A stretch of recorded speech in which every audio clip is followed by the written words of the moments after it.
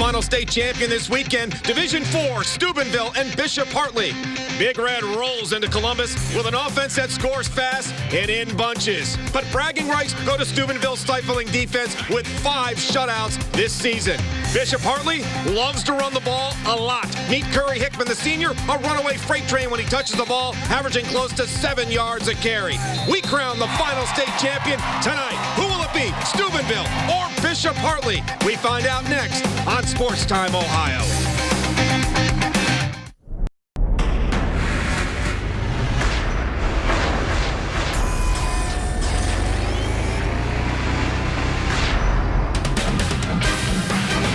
Ohio Stadium on the campus of the Ohio State University, where the road to the Division IV state championship comes to an end tonight for the 2 teams left standing. It's Big Red of Steubenville taking on the Hawks of Bishop Hartley.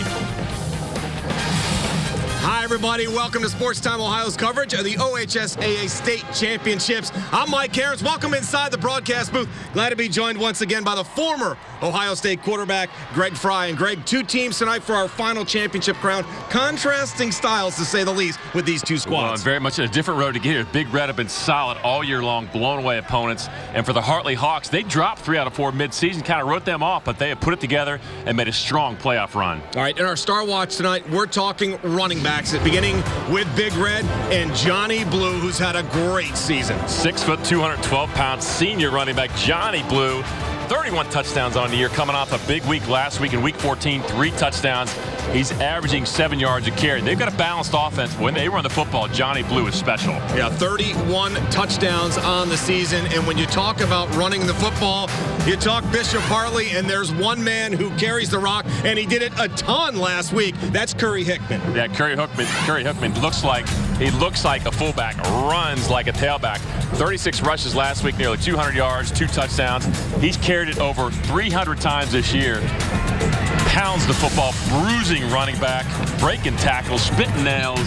Does a great job, and he exemplifies the type of offense that they run. Well, Steubenville's defense certainly put to the test with big number 4 on the loose here tonight, this Division IV state championship game. With more on tonight's game, let's talk quarterbacks and welcome in the 3rd member of our broadcast team down on the sidelines, Ashley Collins. Hi, Ash.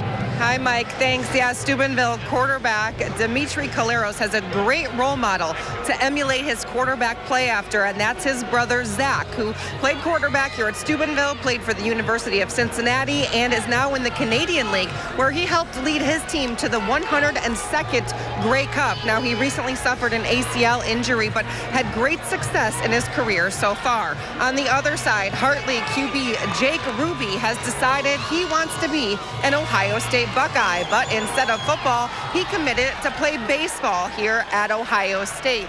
Now, he said he wanted to make this decision early, and that was very important to him, so he could focus on this and not have to worry about it down the road. Mike?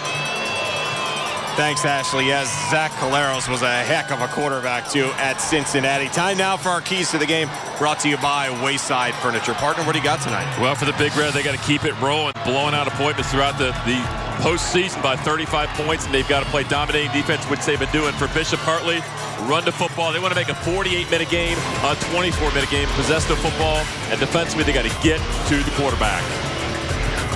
Well, we're ready for the kick,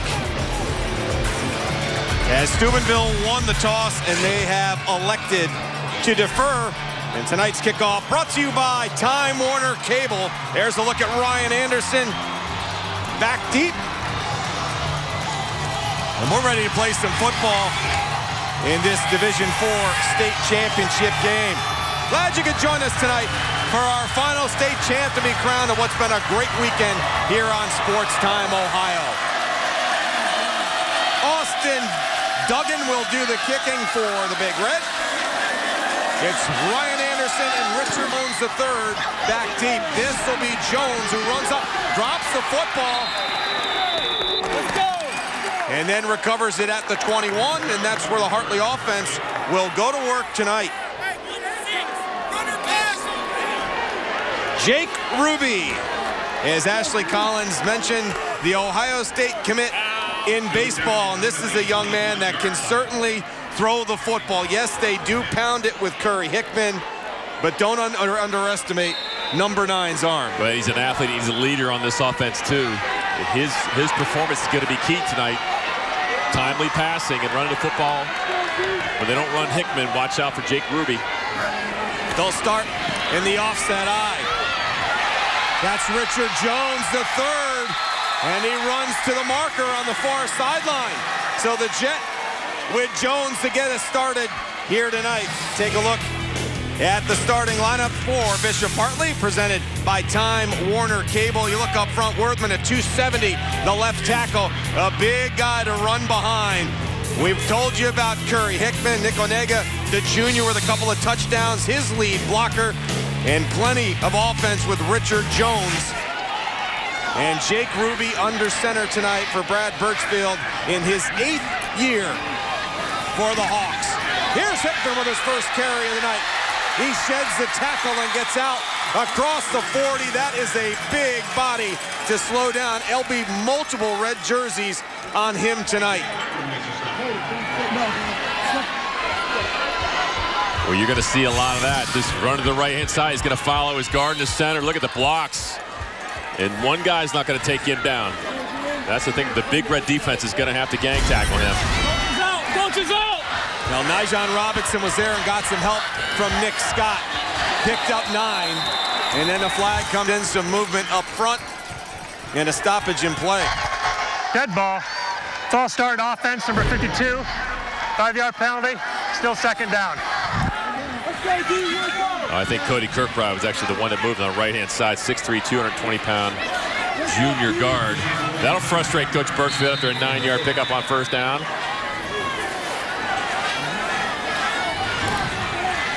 They'll back him up. 2nd and 6. They'll back him up to the 35. Jones in motion, and this time he got Big Red to move. And that was Nijon Robinson. So right Dead back. ball. Encroachment, defense. Number 49, 5-yard penalty. Still second down. How about Jake Ruby comes right back with the hard count. So after all that, we're right where we started after Curry Hickman's 9-yard run. Yeah, nobody moved. Left side of your screen. Power eye. Hickman, first down and more. Man, he is a load as he gets out close to midfield. Take a look at the starting defense for the Big Red. Brought to you by Time Warner Cable. We've already seen Nijon Robinson make the first tackle up front. He is tough, the leading tackler up front. Blue, and Zimish are your linebackers.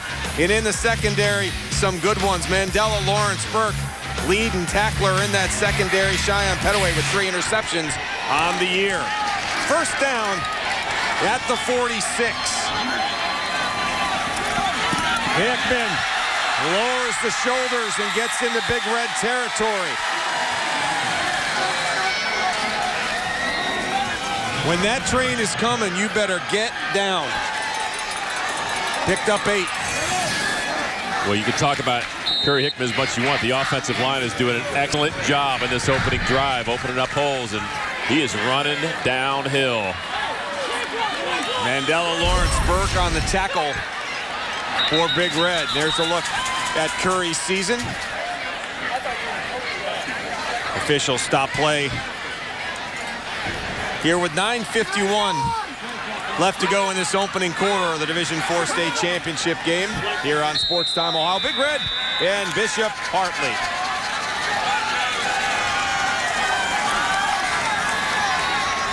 Second down and 3 from the 47. That's Hickman in motion. They hand it straight ahead.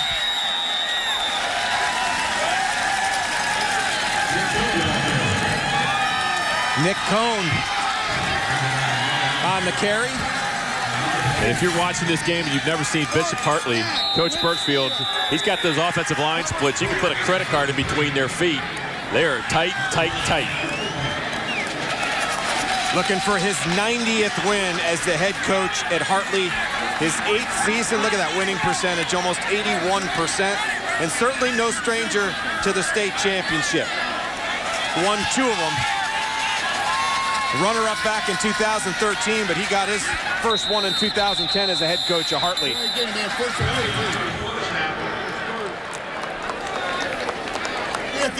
Anthony. The official timeout. And a timeout taken by Big Red. Here with 9:10 left to go. So some issues on both sides here early on as they start to feel each other out. Well, that looked like a play-action pass, the way that Jake Ruby was dropping back, and Coach Birchfield got that timeout right before the play. Saw something he did not like.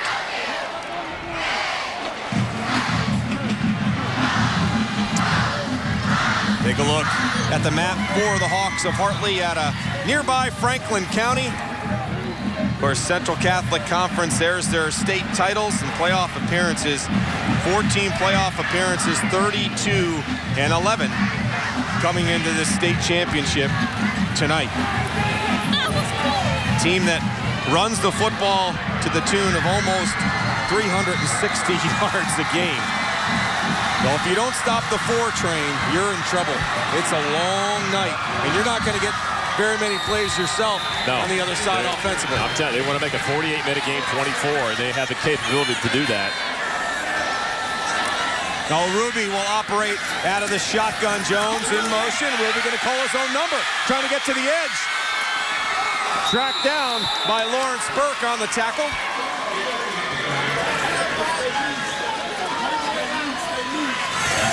Well, that's the weapon he brings. You can run quarterback counter. They fake it. Going right to Hickman. Ruby runs left. Lawrence Burke saves a touchdown. Look at the hole. Great job blocking up front. Ross Worthman, left tackle. Excellent blocking linebacker to open up the seam. Now the 6'1" senior with a big tackle there after a 7-yard run. So Ruby will operate out of the shotgun. Hickman will switch to his left. Onega offset. And you got another timeout.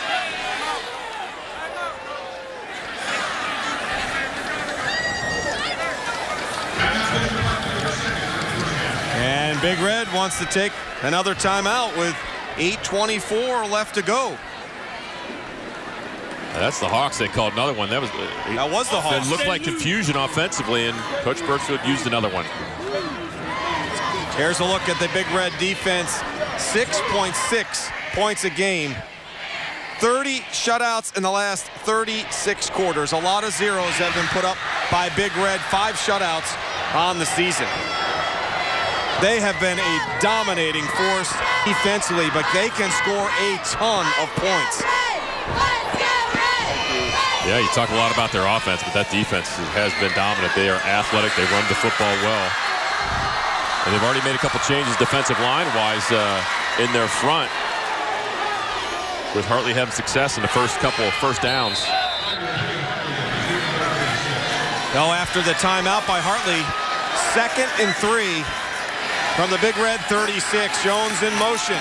They hand it to Jones, cuts back, stays on his feet, out across the 35.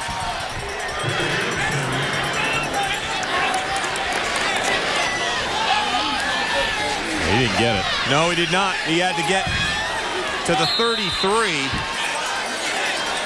Zane Zimish and Charles Reeve. Charles Reeve chased that down from the backside.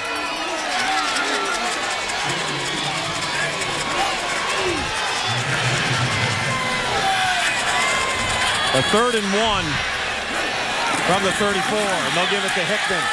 Straight ahead.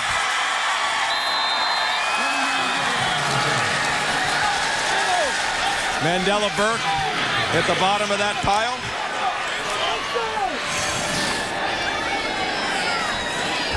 Look at the white shirts he's just following through there. The interior of that offensive line did a great job. Led by Ryan Reed, their center. See Zimish hit him first, kind of slow him down, and it was gang red on the tackle, but not before he picked up the first down.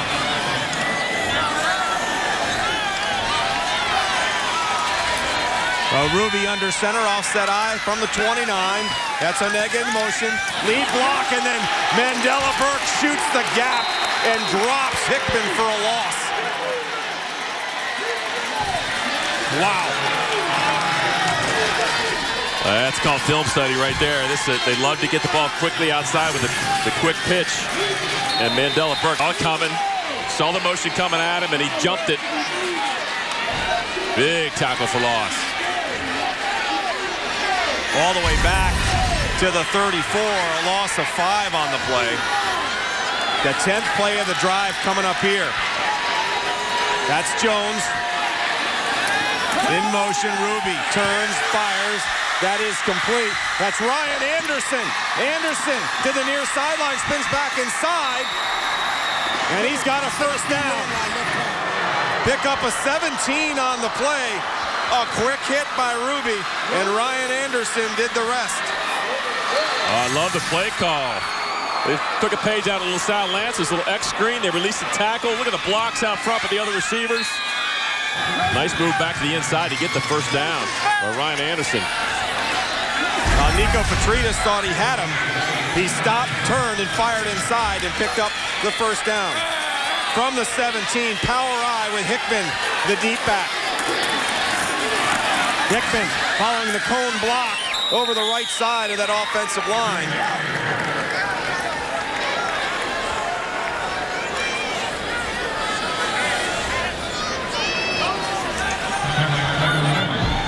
They'll bring up second down.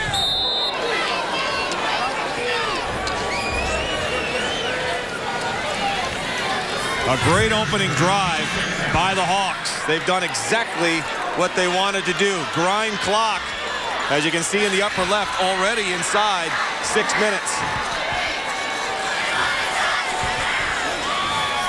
That's Cone.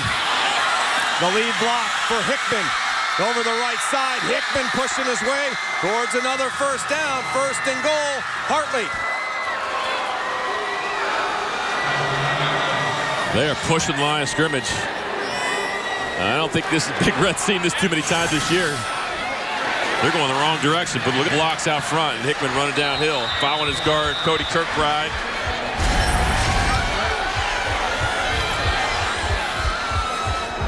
Petridis on the bottom of that pile. They'll go back to that power I one more time.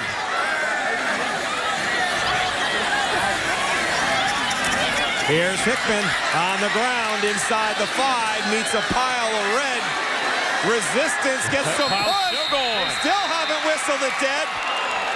And he pushes his way inside the 2.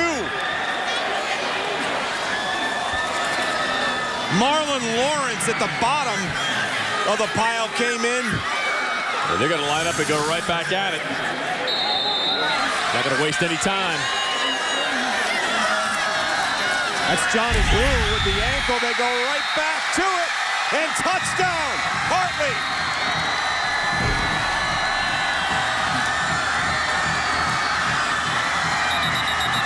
Coach Birchfield not wasting any time. A flag comes in after the play. Had him lined up. Big fella moving forward. Steubenville, they're first.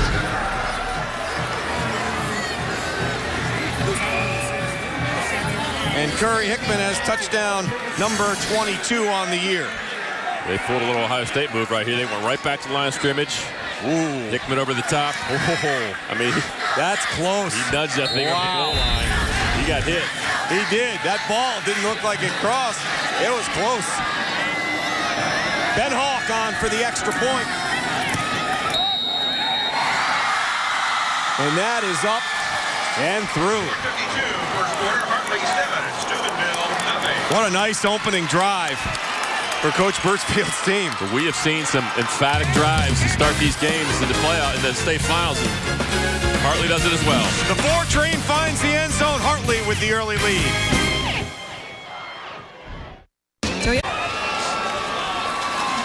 Welcome back to Ohio Stadium.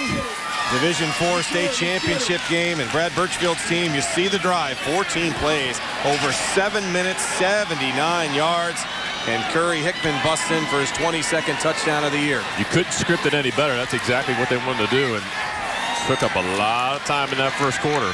He just chopped down this first quarter with 4:52 left to go, and Steubenville seeing the football for the first time. We haven't mentioned Johnny Blue's name yet. Well, it was Curry Hickman, left, Curry Hickman right. Offensive line open up holes, little screen pass to Ryan Anderson. That was a big pickup after a tackle for loss. And then Curry Hickman twice from the 2-yard line gets it in. That's what he did tonight. He saw the drive, and he had 9 of those 14 plays, 40 yards of the 79. Last week he had 36 carries, 196 on the ground. If he can do that tonight, that means they're possessing the football. They have a great chance to win the football game. But I have a feeling the Big Red are going to answer and have an opportunity to answer with their offense.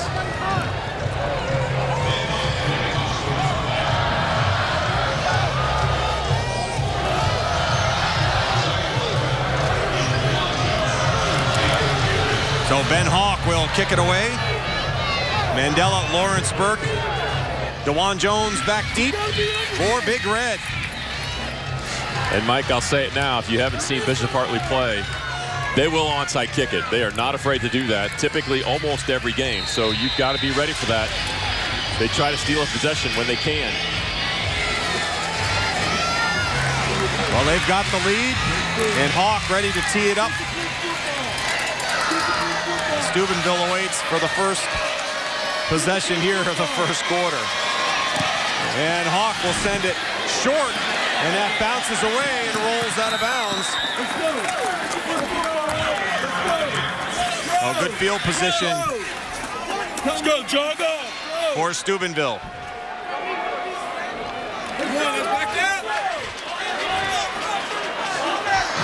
Free kick out of bounds, kicking team.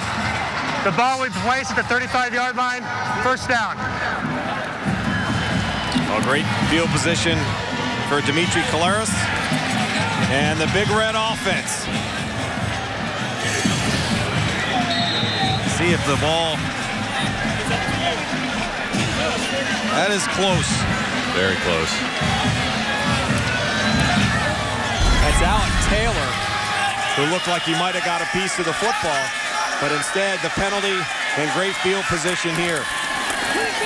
Blue. Near sideline. Boy, you can hear the pads crunching away. Marquette Dixon was the first one to hit him, and they shoved him out of bounds at the 41. Vashawn Walker also in there, and there's a look at what Collaros has done this year. 63% completion and just some gaudy numbers. 23-50, 23 touchdowns to 5 interceptions. Right side again, close to Hartley territory. Jack Ballman in on the tackle, but not before they pick up a first down. An 8-yard run for Blue. There's a look at the offense of Steubenville, brought to you by Time Warner Cable, and they got some big guys up front. Cochran the left side at 240. Blue, you've seen Collaros has had a great season. They'll run in a lot of running backs as well. Ferguson, McGee, Bernard. They will shuffle them in and out. They'll stick with Blue here over the left side. Had a good block. Ballman in on the tackle again for the Hawks. And they're in Hartley territory quickly as we take a look at the Hartley defense. Presented by Time Warner Cable. They run the 3-4. Walker, Carricker, and Gilmore up front. And then the linebackers. Hickman will play some linebacker. Ballman's already made a couple of tackles. Anderson, Ladd, and Jones in the secondary. Jones with 3 interceptions on the year.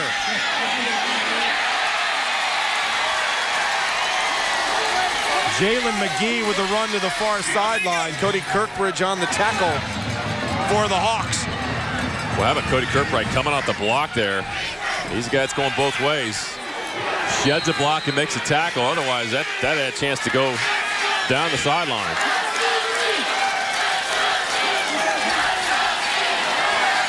Third down and 5 from the 46. Petridis in motion. Collaros gonna fire in the flat. It is complete. Petridis has it inside the 30. Anthony Ladd comes up on the tackle, but not before an 18-yard pickup. Collaros to Petridis. Well, Collaros can find time, and a great job stepping up underneath his tackle there to make the throw. Bishop Hartley plays a lot of man coverage, so those receivers are going to get open. The question is, will Caleres have enough time? First down from the 28. Play action. Caleres, look at end zone, fires, and over the head of his intended target.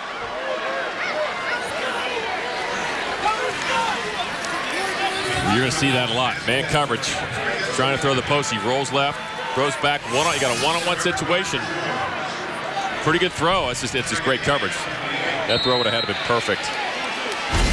Nico Petridis was the intended target. Remember, they got the ball with about 4:50 left to go, and in less than 2 minutes, Steubenville's moved down in Hartley territory. Blue, look out, he's got a hole. Blue into the secondary, picks up a first down. Richard Jones on the tackle, pick up a 16 as the crowd chants blue. You know, one thing they're doing this opening drive is they're going on bounce to the short side of the field and running towards the big red bench. And look at the blocks. Johnny Blue. They'll go back to Blue. Stepped over one tackler. Inside the 10. Jones in on the tackle. Got some help from Bashawn Walker. And they're moving quickly here. Well, they keep pounding that short side. 7 yards of carry. Well, you can see why. Blues the deep back. Second down and 6 from the 7. Motion left. Blue has a hole. Blue moves in. And he's got the touchdown. 7-yard touchdown run for Johnny Blue, number 32 on the year. And just like that, Big Red answers. So this time they formation boundary. They motion back to the wide side. They outnumber the Hawk defense, and Johnny Blue pushes it in. The Big Red answers. Get ready here.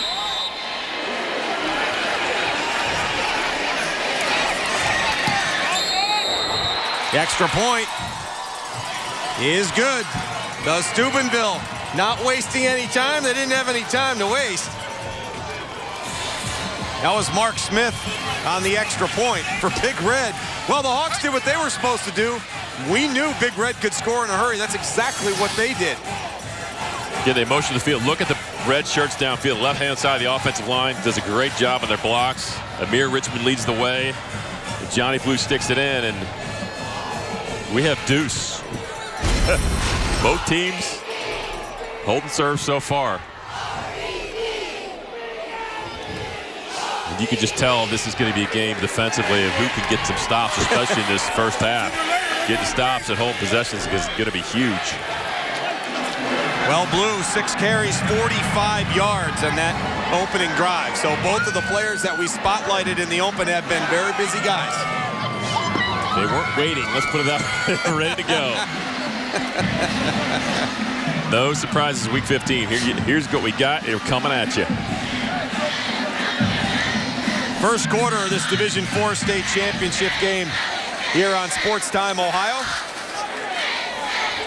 Austin Duggan ready to kick it away.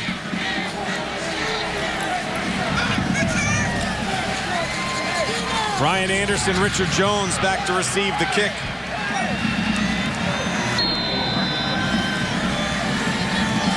Reno Sakachi's got exactly what he wanted to see. Short kick. Field and see where they mark it down, but it'll be good field position for Hartley regardless. Kind of a little pooch punt. Austin Rollins did a good job just catching that ball, doing the safe thing.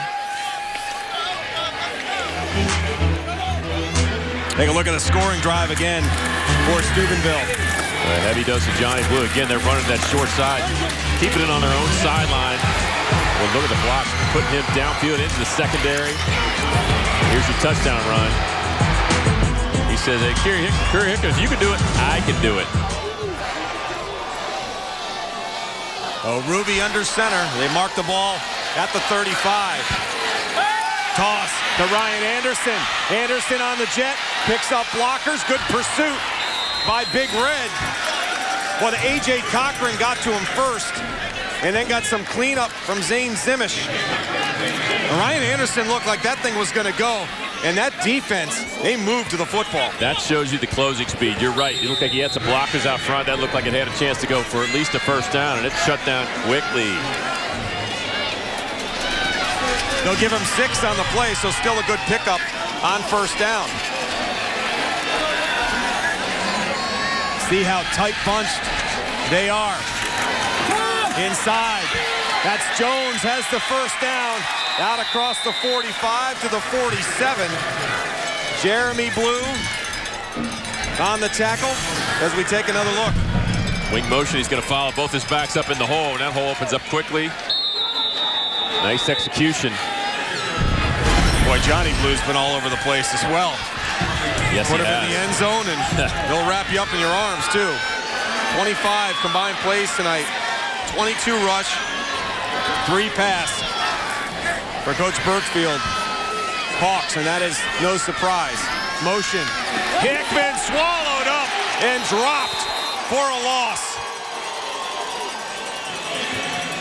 Marlon Lawrence untouched in the backfield. Watch him. He's going to follow. The guard's going to pull. He's just going to follow and blow this thing up. Good recognition on his part. Jarrett Croswell pulled. He just chased him and made the play. Well, they'll mark it back at the 44, so 2nd and 12 now as Ruby will operate out of the shotgun. Ruby on the delay. Mandela Lawrence Burke, the first one to get there. Boy, it almost looked like Ruby was a little stunned at the snap. I don't know if that was a delay or not. I don't know either. It looked like a quarterback draw. The good thing, Jake Ruby, he didn't. Once he hesitated, he went straight north and south. Coach Birchfield, you can say, kind of calm down here. We're good. Let's go to the second quarter. We're tied. We're happy. And we wind down the first quarter of this Division IV state championship game. Both teams have found the end zone through the first 12 minutes. We've got a good one. Hartley, 7. Steubenville, 7. Hartley with the football. When we come back, it has been everything as advertised. The ground game on display here at Ohio Stadium tonight.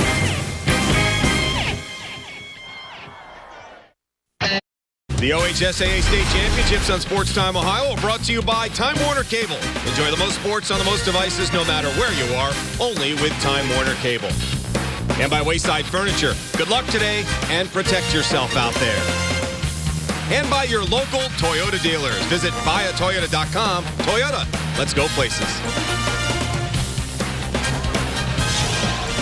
And we welcome you back inside Ohio Stadium, all tied up at 7. Mike Aarons, Greg Fry, Ashley Collins, our Division IV state championship game. The final champ to be crowned on what has been a great weekend. The weather, a little chilly but dry. Ideal, and no wind to speak of, which is not typical of the first week of December. We've had a few ugly state championship weekends. Absolutely. This has been a pretty good one. I'll take this football weather today. This is nice. And Saturday, Championship Saturday has been pretty good so far. We had a good one this morning, you and I did. The Division I state champs, St. Ed's with Wayne was a great football game as Wayne made a great charge in that one late. And now this one. Ruby firing far sideline, complete. Boy, what a strike there from Jake Ruby, 13 yards to Ryan Anderson. There's that baseball arm that Ohio State wants so bad. If anybody doubted if they could throw the football, here you go. Just on an outcut. That is well executed. Ryan Anderson sticks his foot in turf, runs that comeback route. Great throw by Jake Ruby.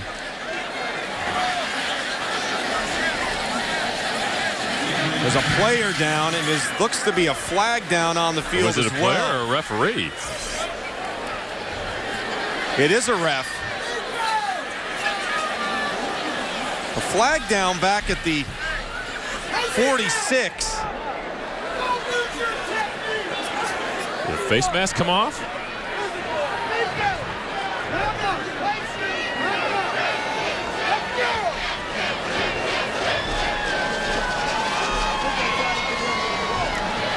face mask. Defense, number 60. 5-yard penalty from the end of the run. Results in a first down. All right. Mike, I can't emphasize how big that pickup was. 3rd and long for the Hawks to maintain the possession. Brad Birchfield does not want to punt tonight. He doesn't want to see Ben Hawk except for extra points and maybe a few field goals. A.J. Cochran got called for the face mask. Well, we couldn't tell. I think that was just in the melee of what the official got caught up in. Yeah, I don't know. Couldn't tell. Interesting power bunch to the left of Ruby. The ball on the ground. Ruby fell on it. Back at the 40.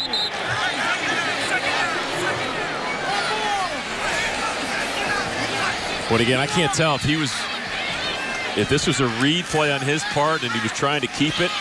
He had a lot of room to the outside. So very fortunate to fall on. Let's see if I think he is reading this. But boy, had he kept it, he had some room to run. That ball seemed like it stayed there forever. Yeah, fortunate that he fell on it, because look, he's 1 white shirt, about 6 red shirts. Loss of 4 on the play.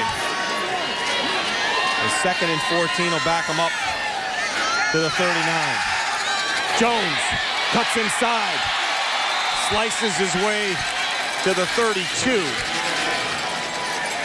Well, that's the wing counter. You gotta stay home at the backside when you're playing an offense like this.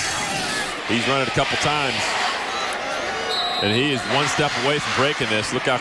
I mean, shoestring tackle. Otherwise, he is gone. He's got a lead blocker out there, Cody Kirkbride. Nice pickup though to give him a possibility to get the first down. Picked up 7 on the play. It'll be 3rd and 7 from the 32. Movement up front. Hickman spins his way into the hole. Met up by Nick Scott.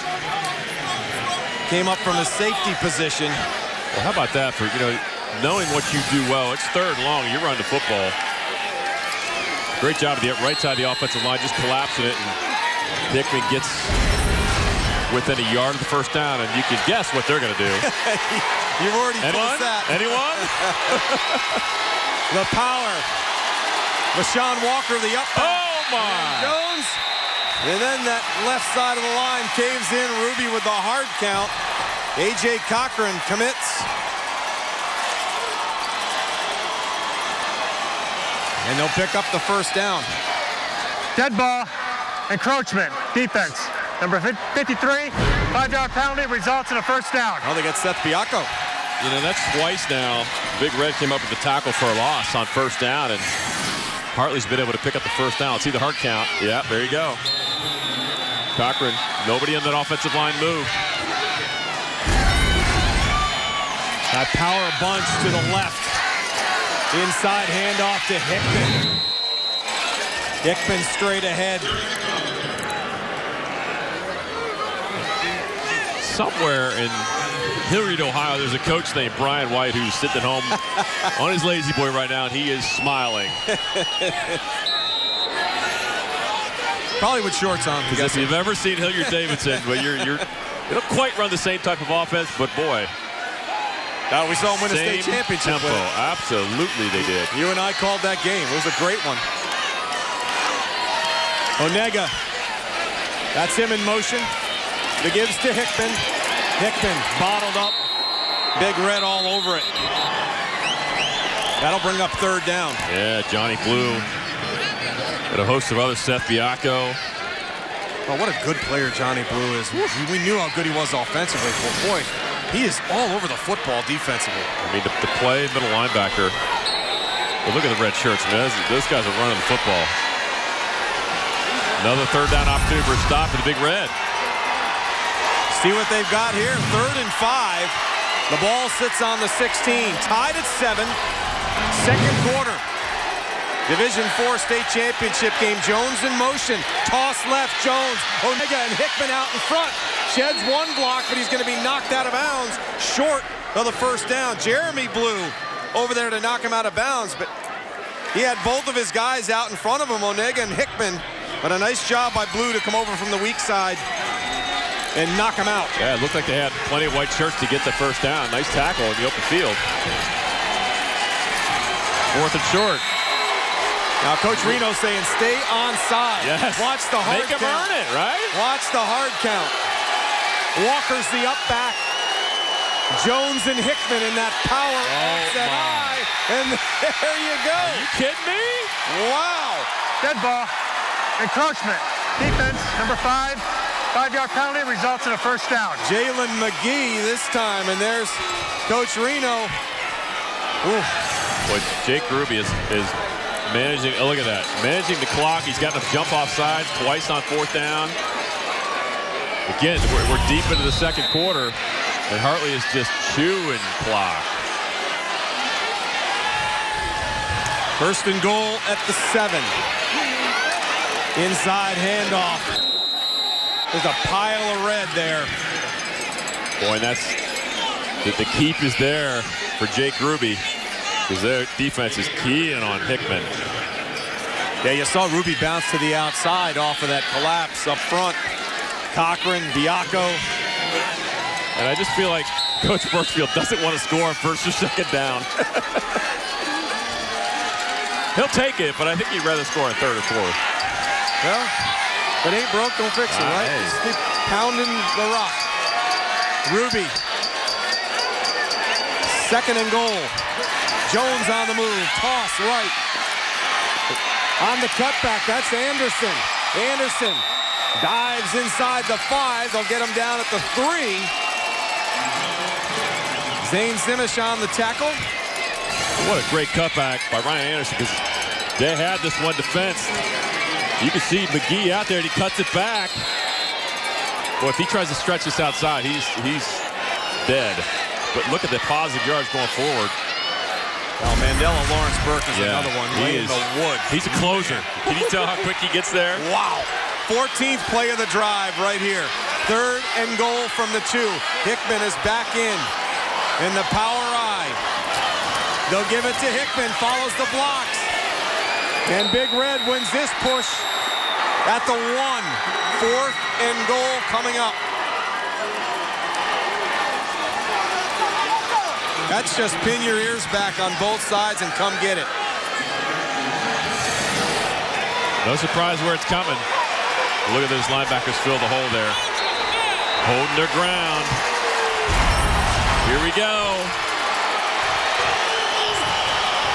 He can't stand it.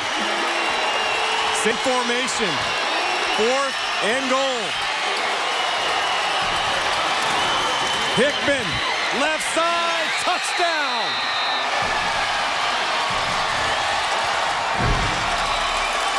Second touchdown of the night for Curry Hickman, and the 235-pound senior gives Hartley the lead.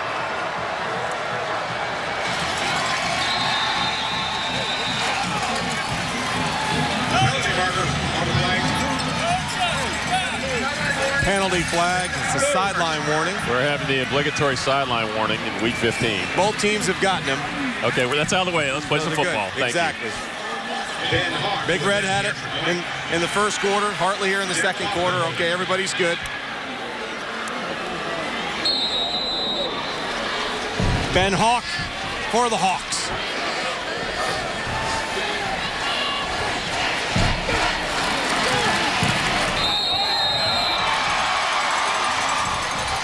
Jack Ballman on the hold. Extra point is up and good. Curry Hickman finds the end zone twice tonight. Hartley with a 7-point lead here in the second quarter.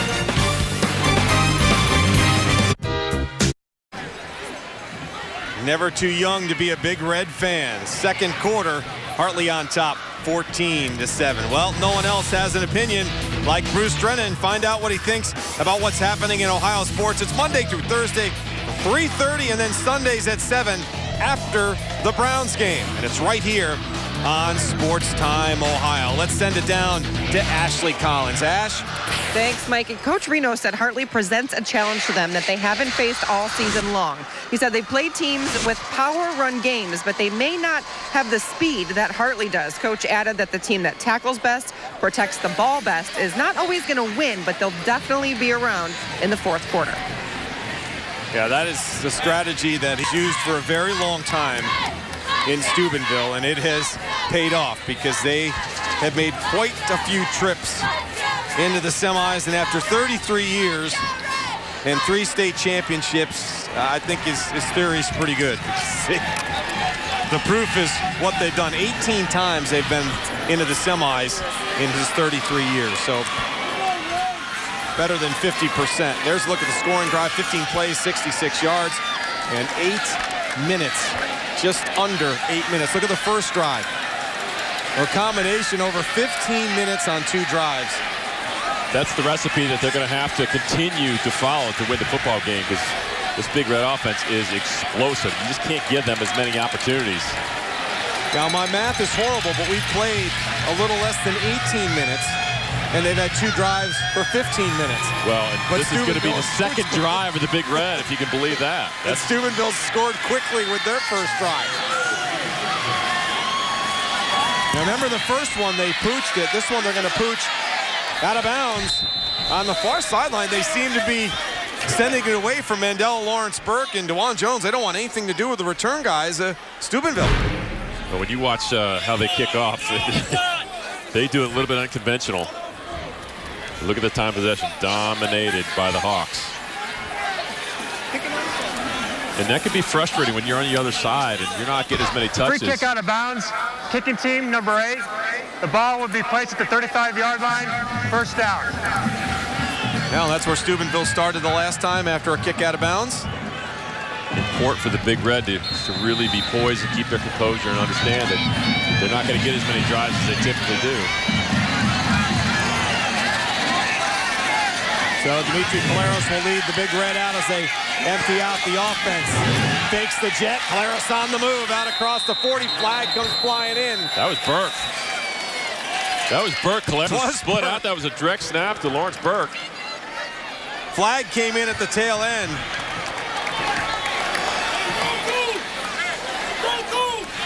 Oh, Burke goes a little wildcat on us.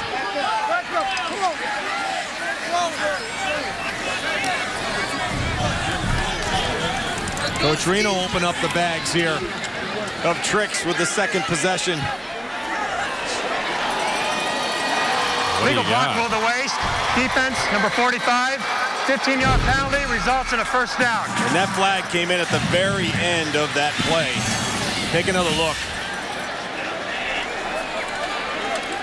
We see the linebacker, Jack Boffman. He dives low to take out the blockers, and he gets flagged for it. And you can hear Coach Birchfield saying, okay, you better call that both ways.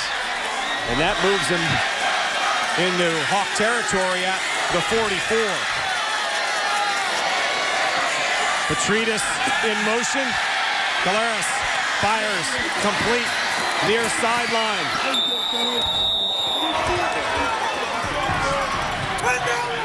Devin Ferguson open into flat. Good job by Caleros to set his feet. There was a heavy pass rush, but watch him set his feet and make the throw. On the money. Good pickup on first down. Knocked out of bounds by Jaden Manley right into your living room. Some hazard pay for our guys down on the sidelines tonight. Our crew's done such a great job all weekend long. That's Blue over the left side. Cody Kirkbride on the tackle. Well, you can see the game plan developing for the Big Red offensively. They're going that short side a lot. First down for Big Red. I love the chant. Ooh, you can hear Steubenville's fans every time he touches the football. And he is the deep back right now. Play action, Caleros. Moves his feet, fires, and that is complete. That's Anthony Zorni on the catch. They've been run the football that short side with Zorni as a tight end over there. They play action, fake it. And he's going to release downfield. Again, great job by Caleros to set his feet, avoid the pressure, and deliver the football. Excellent throw. Steps up in the pocket. Great play by Caleros there. Anthony Ladd there in coverage. 19 on the pickup. And quickly they're down to the 15 with the penalty. added to it. Blue has blockers, lowers the shoulder and powers his way over Anthony Ladd, close to another first down. Well, Anthony Ladd saved a touchdown, but you got a face full of Johnny Blue. Yes, he did. Look at the blocking here. I mean, that's a big hole, and Ladd takes him on. Second down and short. Got to get to the 5. Blue. First and goal, Big Red. Ryan Anderson on the tackle.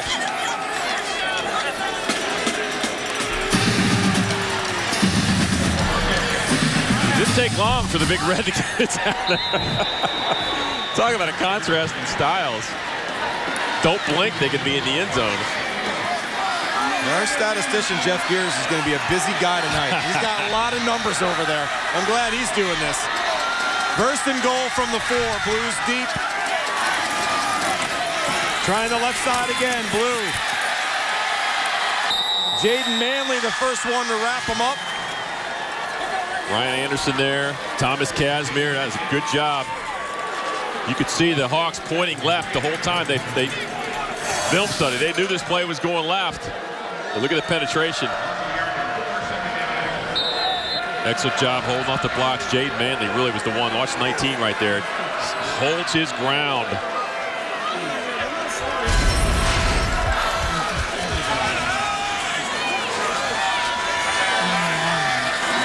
A second and goal. Blue on the move. Reaches out for the end zone. He's going to be short. The third and goal. Big Red. It's getting physical down there. The Hawk defense is holding their ground. Good job of the kick out by A.J. Cochran. Just hitting it up in the hole. We're probably going to do it one more time. 9th play of the drive. Third and goal from the 1. Blue dives into the end zone. Touchdown, Big Red. And right back comes Steubenville. And Blue from the crowd. Touchdown number 33 on the year for Johnny Blue.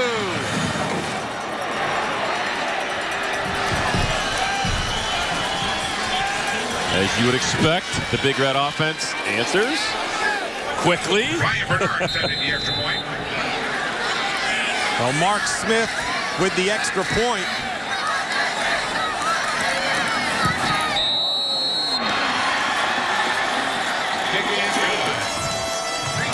And just like that, we are tied back up again. Johnny Blue with his second touchdown tonight.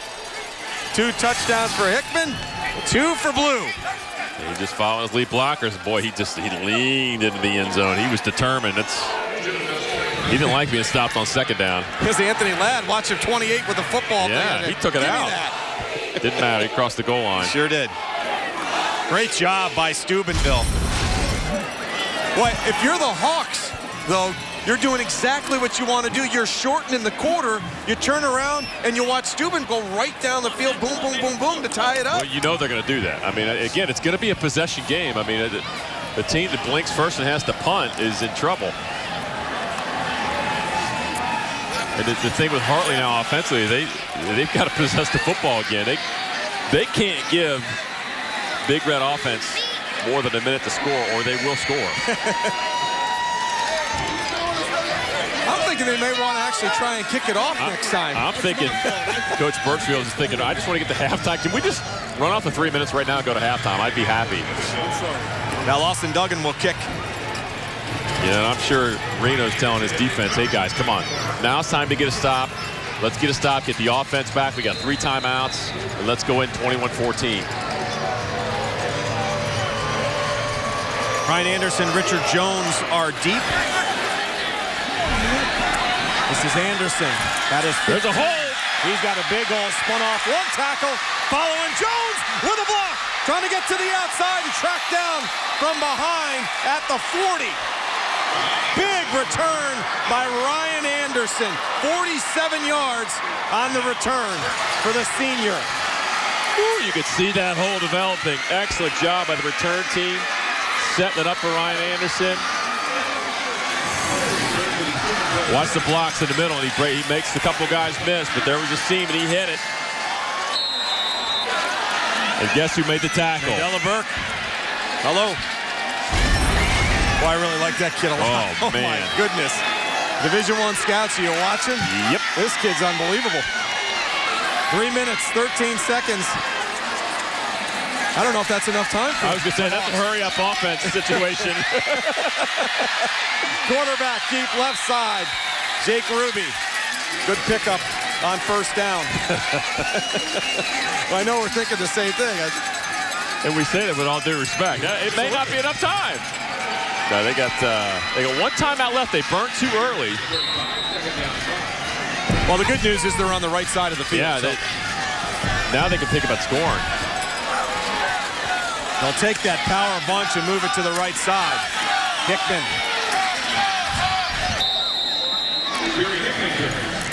But for Coach Birchfield, he's holding the cards now because he wouldn't be displeased if it was 14-14 at halftime.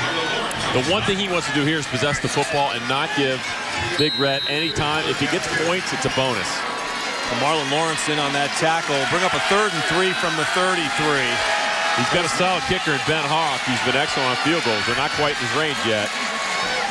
There's that power stack eye with Hickman deep. Straight ahead. Second effort. Got him close, but he's going to be short. Had to get to the 30. He's about a half-yard short. Marlon Lawrence with a big hit that kind of turned him around. Well, that was a collision. Hickman kept going.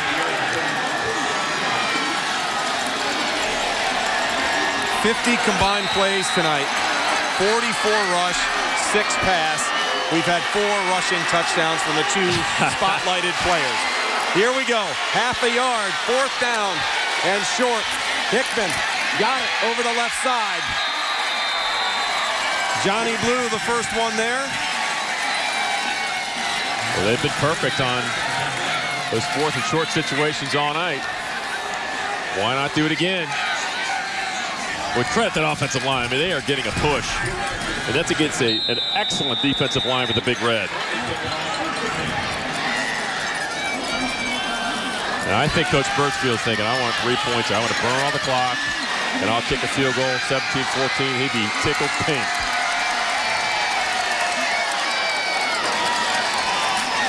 Hickman to the 25. They're sitting at about 42 yards right now. Ben Hawk's long is 39. They need to get another probably 5 or 10 to be comfortable. 20th carry here of the half. He had 36 last week. That shows you how long these drives have been.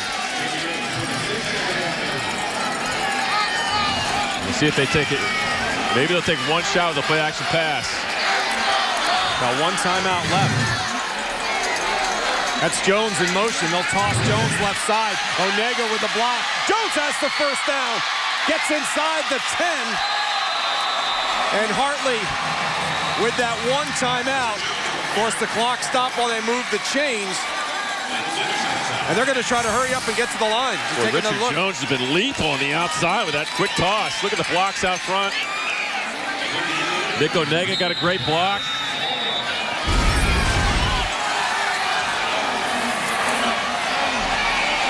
First and goal from the 8. Hickman. Back to the line of scrimmage. That is it. Well, here's the bad news is they burned their timeouts. This is their last timeout.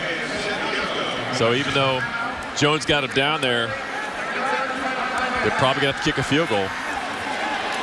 Marlon Lawrence, Seth Biacco at the bottom.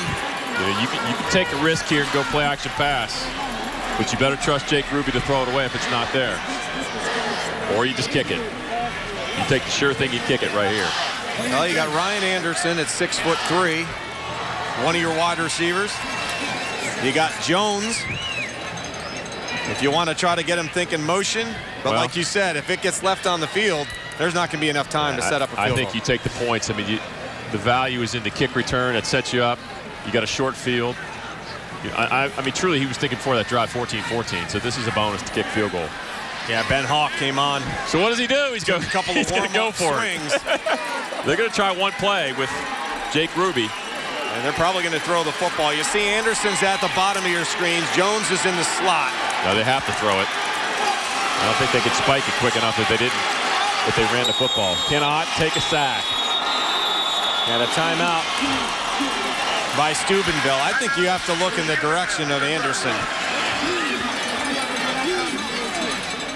Anderson and DeJuan Jones matched up at the bottom of the screen, so Coach Reno wants to talk this one over. And why not? Set it up. Final 10 seconds here of what's been a pretty quick first half and an interesting first half for both squads. A couple of touchdown runs from each of the stars, and that's where we're at. Both offenses have been perfect. Huh? Can we get lined up and bring some damn heat?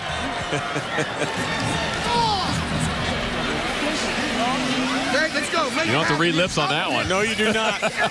You're right in the huddle there. You don't even need a red jersey. Well, again, interesting play call here. They know pass is coming.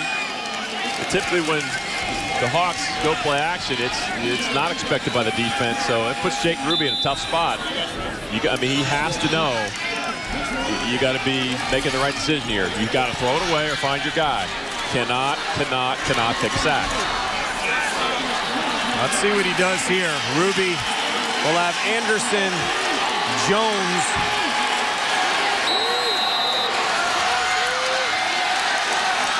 Anderson's at the bottom of your screen. I would throw fade to Anderson. Anderson in single coverage. And they're going to go up over the top to Anderson, and he made the catch. Touchdown! They played the height game at 6'3". Ryan Anderson and DeJuan Jones. Jones giving away some inches, and Ryan Anderson, as Ruby lays a beautiful pass over the shoulder of the senior, and he comes up with a big catch with 6 seconds to go. This is from an offense that's 90-10 run to pass. You had him in a one-on-one situation. Great recognition, great play call by Coach Birchfield. Baum in the hold for Hawk. Wow. It's good.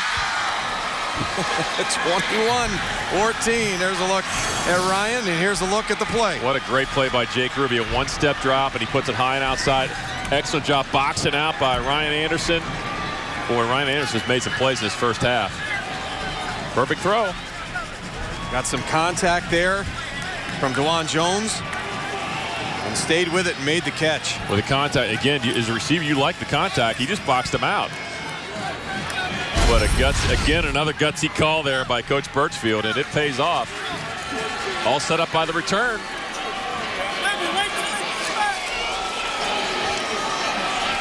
I don't wonder if Hawk's going to kick this one away, or are we going to see it? We've had 2 kicks and 2 out of bounds. I would kick it. Why not kick it out of bounds? No reason. And give him 1 play from his 35? I'd much rather do that than kick it deep. Or hammer it on the ground as hard as you can, or do you try to onside kick it and let the clock burn? He'll save the onside kick for the second half. That's coming. I'm done right now. Well, you've seen these guys quite a bit. I know you know Coach Birchfield as well in his style. So Hawk, and they will pooch it.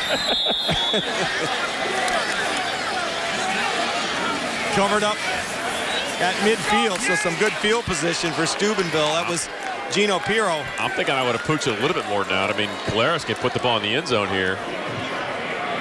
I'm thinking, did we just see Aaron Rodgers do this a couple nights ago? Yes, we did. Thursday night. Polaris has a very good arm, and he's got some pretty big targets as well. Now, Charles Reeves is 6'6". I'm looking to see if he goes out there. He's number 17. Well, Petrides as well, 6'1". Petrides can fly.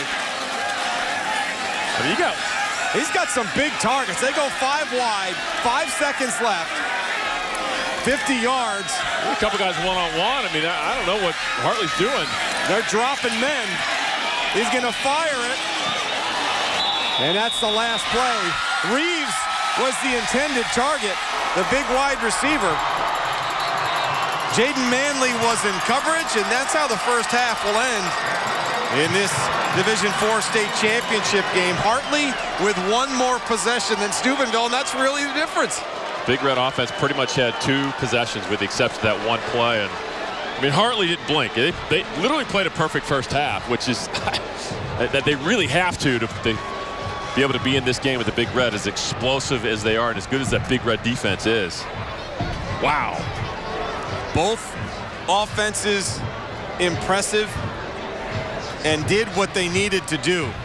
And Coach Birchfield kind of rolled the dice a little bit, gets man coverage, and Ryan Anderson catches a great ball from Jake Ruby, and that's really the difference in the first half. He rolled the dice a lot. Went for 4th down, went for it on the touchdown at the last touchdown, and they got it every time. And Coach Birchfield is standing by with our Ashley Collins. Yeah, thanks, Mike. Coach, you have to be so happy with how the game's going so far. The plan was to run it, and besides that amazing gutsy call right there, it's just going so well for you guys. Yeah, we're playing really well offensively. We're not playing real well defensively. Obviously, we haven't stopped them from scoring yet, so we got to do a good job. Obviously, we need to find some answers to what they're doing to really grind us out of their unbalanced set, and so we need to make some key adjustments, but we're controlling the football, and it's a great game. Yeah, controlling the football, matching their play, all of that seems to be working out, but you know there's going to be some adjustments from them as well coming into the half. How do you separate yourself from them? Well, we got to adjust, obviously, what they're doing running the ball on us and how they're lining up. That's the biggest thing. And from there, there's going to be a big turnover or a big play. Momentum's coming for one team or another, and, we're going to respond to it. All right, good luck in the second half. Mike? Thanks, Ash. Yeah, both of these teams are no stranger to the big stage, but what a first half it's been. The ball control of Hartley, the quick strike of Steubenville. The Hawks a little bit better in the first half. They lead it. Halftime here. Dave and Ryan coming up next. It's halftime in Columbus, Ohio Stadium. 21 for Hartley, 14 for Steubenville. Boy, oh boy, we thought it would be a good one tonight, and it certainly is. What a way to finish off the OHSAA State Championship weekend, the 7th of 7 games. It's the D4 State Championship, and Bishop Hartley, 7-point lead here at halftime. Ryan Cavanaugh, Dave Chudowski here with you. And Ryan, as I look at this first half, basically I think of it this way. A lot of people like to go on vacation to Florida. Some people drive and it takes a while. Other people fly and get there quickly. One team, it takes them forever to get in the end zone, but they get there. The other team gets there quickly. Yeah, well, the team that gets there and it takes a while is Hartley. They're driving an RV and they got a lot of kids who need to stop for a lot of breaks on the way there. Right, everybody, most of you people can relate to that. But both offenses are clicking and they're doing what they do. For Hartley, it's time of possession, ground football, and for Steubenville, quick strike and big plays on the ground or through the air. This game may come down to either one of two things: which defense can get one stop, or who has the ball last. Yeah, absolutely. And you called it earlier. You said this is what Hartley would try to do. So let's take a look and see exactly how they did it and how Steubenville answered. First drive for Hartley. Ryan Anderson, he was a big factor in this game already. Huge factor. Him and Richard Jones III is the guy we talked about, but these two are mirror images on the outside. They can catch it, they can run it. Curry Hickman up and over, 1-yard touchdown to make it 7-0. 14-play, 79-yard drive that took 7 minutes and 8 seconds. Well, a team's offense can't score if they're not on the field. Bishop Hartley knows that. They're going to play tough defense, and they're also going to play the defense of controlling the ball on offense. The time of possession is so lopsided, and we've seen that already during the course of the 7 games, but this time the team with the time of possession is also scoring.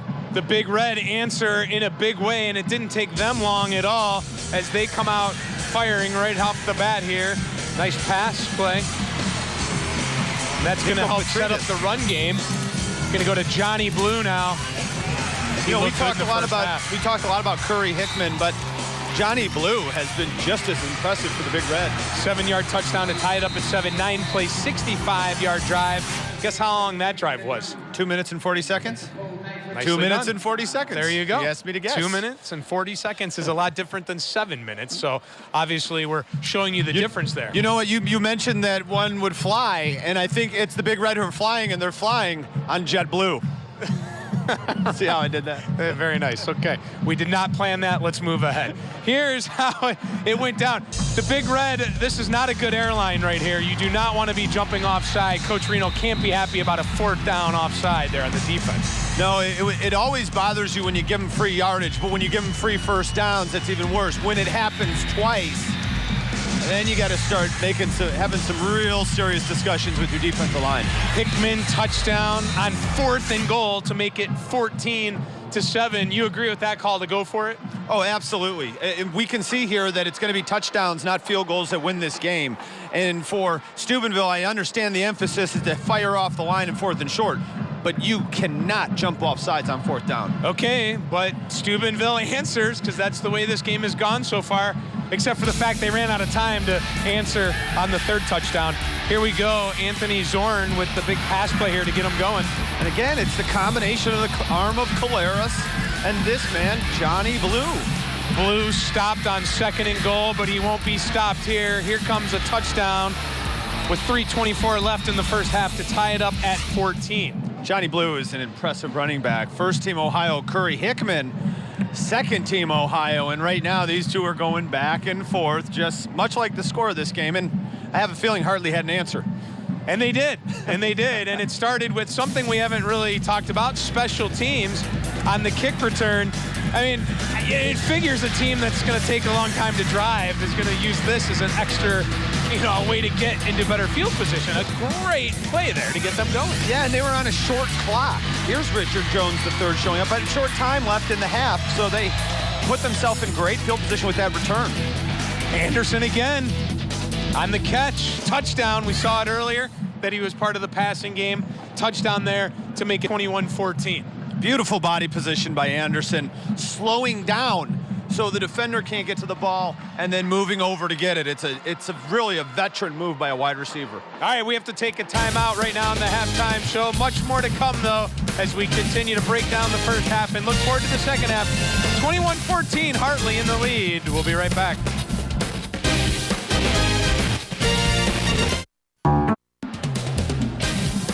Just one more half of football to go this weekend. It's in the D4 state championship game, and right now, Columbus Bishop Hartley with the 21-14 lead over the Big Red of Steubenville. Ryan, look at that, the difference there. Hartley runs the passes 34-3, Steubenville 14-5. Impressive numbers to look at, but probably not that shocking, and the time of possession. You know, it isn't, and keep in mind that Hartley had one more possession than Steubenville, so that makes those numbers a little more lopsided, but it doesn't matter. I mean, if you want to add 2 more minutes to time of possession for Steubenville to score, that's where we'd be at. Did you see the red zone, too? Both teams are perfect in the red zone. Right. And obviously it's a game, and Steubenville's doing a little more passing, but it's been a game dominated by the running backs. And let's start with Hickman for Hartley. 21 carries in the first half. I mean, the 21 carries is something that you would see possibly in an entire game. Right. Well, I said last week, the last 2 weeks, he had 38, 38, and 37 before that. So he's been right around that 40 mark. Tonight, if they win, I expect him to get 40. But it's amazing that they'll give it to him that many times, and he really is a bulldozer. They'll put 2 backs back there. They'll lead block for him. And I believe that giving Hickman the ball so many times increases the effectiveness of Anderson and Jones when they decide to give it to them. Okay, so for most high school teams, 21 carries at halftime would seem like a lot. Right. For a team like Kirtland or Hartley, that's not the case then. I mean, you still have to consider that there's one guy getting the bulk of it. What we saw this morning with Kirtland is they spread it around a little bit. They're still going to run it every play, but they don't have one guy who gets 90% of the carries. That's Curry Hickman tonight. And the difference for Kirtland had to come back trailing at halftime. Hartley has a 7-point lead, so they can keep control of this game in the second half if they can pull that off. Yeah, and they can stay in their offense. Yeah, they don't have to change what I tried to say. You just did it better than I did. Sorry. All right. Johnny Blue, he's been the guy for Steubenville. Not 21 carries, 12 for 63. Very efficient, and 2 touchdowns. And just by looking at the guy, he passes the eye test in every way. He really does, and he's physical. I mean, the one thing that Johnny Blue does is at the end of every run, he finishes it by punishing the defender. And when you do that, eventually the guys are going to come a little softer and a little softer and a little softer. So Johnny Blue is wearing out the defense, in my opinion, especially the defensive backs when you get to the second level. Do you think either coaching staff, either one was surprised by how the first half went in this one? They would only be surprised with their defensive performance. I assume both of them had a defensive game plan coming in that wasn't let the other team score every time they touch the ball.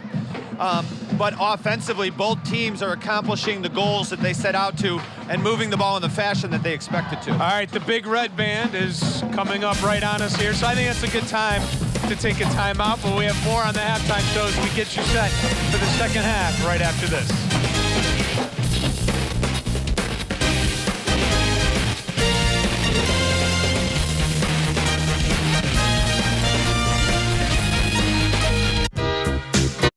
Pearl Harbor beginning Sunday on Fox and FS1. Ryan Kavanaugh, Dave Chudowski, our final halftime of the weekend. It's the D4 state championship game. Halftime almost over as we are just under 4 minutes away, 21-14, Hartley in the lead. Let's take a look at the second half now. And the big key for me is it's real simple. You look at Steubenville in the playoffs, they won 40-0, 46-7, 42-7, and 28-0. Simple math tells you they gave up 14 points in 4 games. They've given up 21 in this one game. If Steubenville's going to win, if the Big Red are going to bring home a state championship back to Steubenville, it's going to be won with their defense, and they have to find a way to stop the run. Well, unless Bishop Hartley plays hot potato and has the football last, they're going to need a stop too. I just don't know how they're going to do it, Chud. It's been very easy for Steubenville to drive the field. They've picked their poison, and to me, Steubenville's looked much closer to stopping Hartley than Hartley has to stopping Steubenville. How long can Curry Hickman last? How long can this ground and pound offense keep it rolling for Hartley? You know, is there one guy you're keying on in the second half that in the postgame I say, man, you hit that right on the head. You called it. That guy was the difference. If it's Hartley, I think it's Ryan Anderson. Yeah. And if it's Steubenville, it's Reeves, the wide receiver, the 6'6", 240 guy. We haven't seen him yet play a role, but I anticipate Caleros tries to get him the ball deep. All right, one more half of football left here this weekend. Thanks for joining us on all the halftime shows. One more postgame to go. One more half of football. 21-14, Hartley in the lead for Kavanaugh. I'm Chudowski, Cairns, Fry, Collins.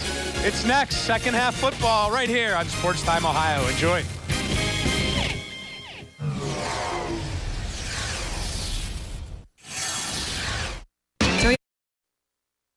The OHSAA State Championships on Sports Time Ohio are brought to you by Time Warner Cable. Enjoy the most sports on the most devices no matter where you are, only with Time Warner Cable. And by Wayside Furniture. Good luck today and protect yourself out there. Well, it's been a great first half in this Division IV state championship game. Hartley just one score better at this point, 21-14. Welcome up to the broadcast booth. Mike Cairns along with Greg Fry.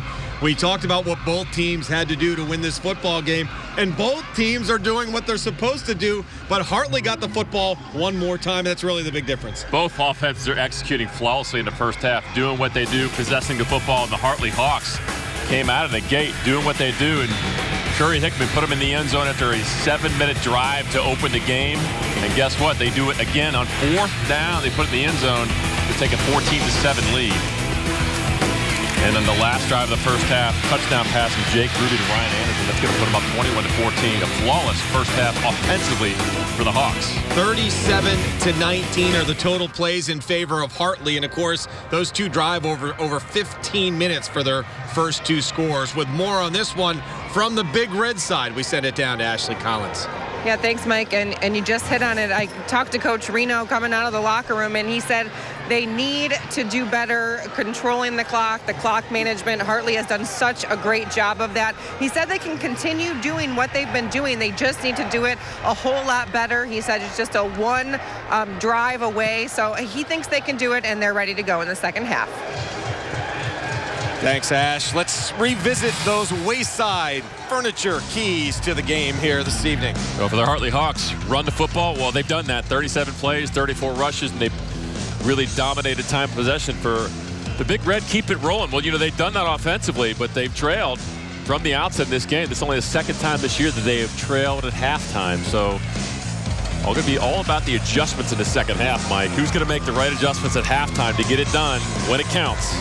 Well, and Big Red will get a chance first to try and tie this one up, and they've been successful when they fell down by a score. The first 2 times that Hartley took the lead, they just didn't get a chance to answer. And there's a look at Curry Hickman with 21 carries, 60 yards, and a couple of touchdowns. He's found the end zone twice. Blues found the end zone twice. So as advertised for our star running backs here this evening. So Coach Reno's squad will get the football. There's a look at Coach Birchfield. I really believe it's the defensive adjustments that are going to make the difference in the second half here. Which team can get a stop? Which team can at least get a stop on third down to stop the other team's running game? So far, neither team been able to stop the opposing running game. Here's Coach Sakach.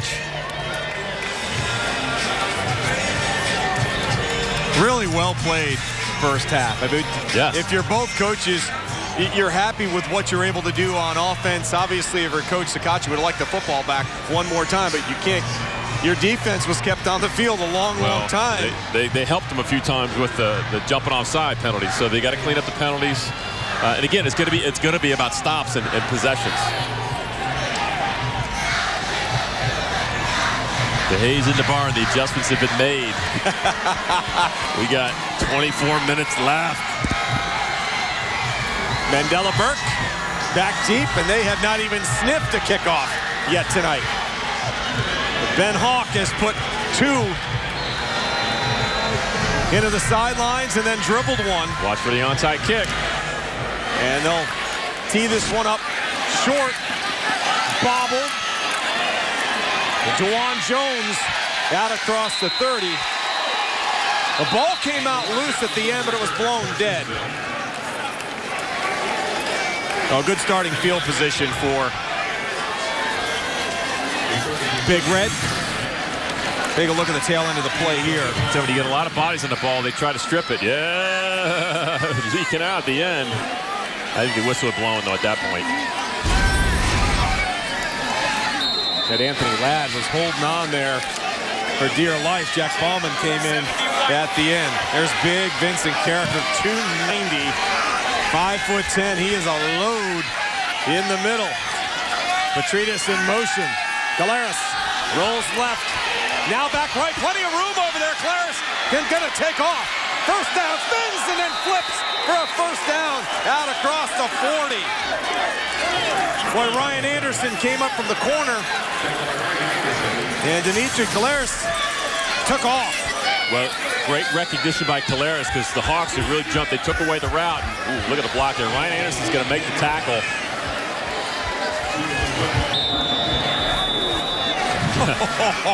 But I love the recognition, the awareness of where to take the football by Caleres. Reeves and Petridis at the bottom of your screen. That's Petridis in motion, goes into the slot. Blue, first carry of the second half. Picked up 2, that's about it. Sean Gilmore, yeah. First time we've uttered his name tonight. We've seen a lot of Kirkbride. He's been playing both ways, doing a great job defensively. Thomas Casimir as well. You don't realize how big that starting front 3 is, and Walker, Carricker, Gilmore. Those are some big dudes up front. Blue, a lone setback.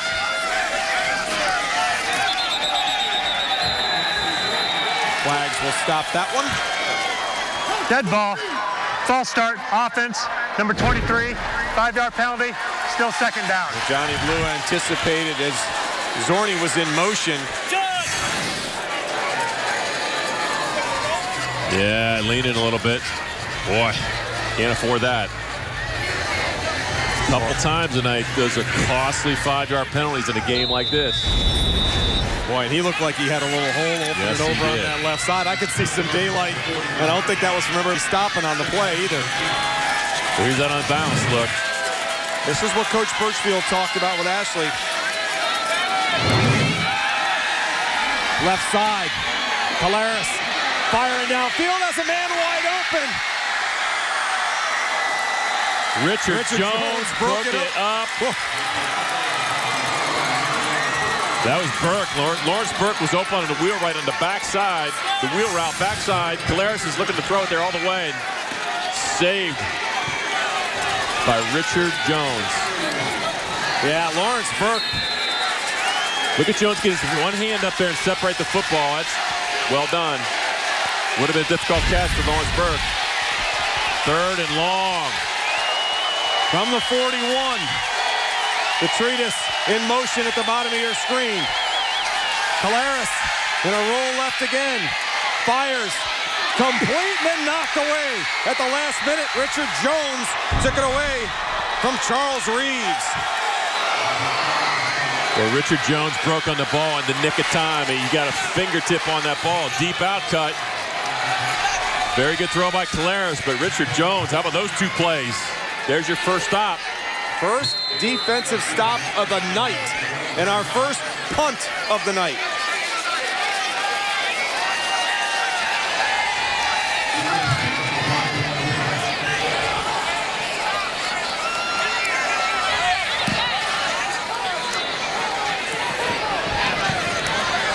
It takes a big red roll inside the 20.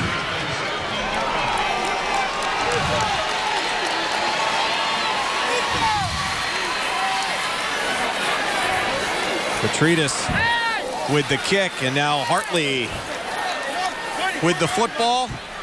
Just underway here, 3rd quarter of this Division IV state championship game. Glad you could join us here tonight on Sports Time Ohio. Mike Cairns, Greg Fry, Ashley Collins. Well, the Hartley defense comes up with the first stop. They did make their adjustments. Let's see what the Big Red defense did at halftime. Well, Hickman had 21 carries in the first half. Jones in motion.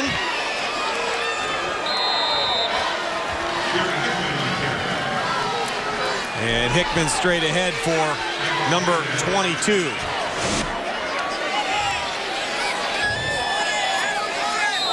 Welcome back inside Ohio Stadium. Glad you could join us for our Division IV state championship game tonight. Mike Cairns, Greg Fry, Ashley Collins. Our final state championship of the weekend. 7 live state championship games from our award-winning crew here on Sports Time Ohio. We'll look at the team colors.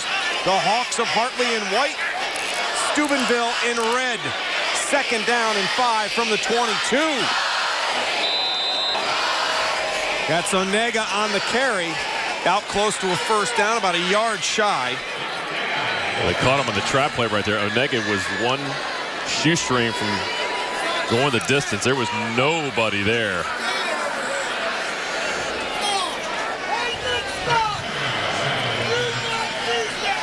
We'll mark the ball.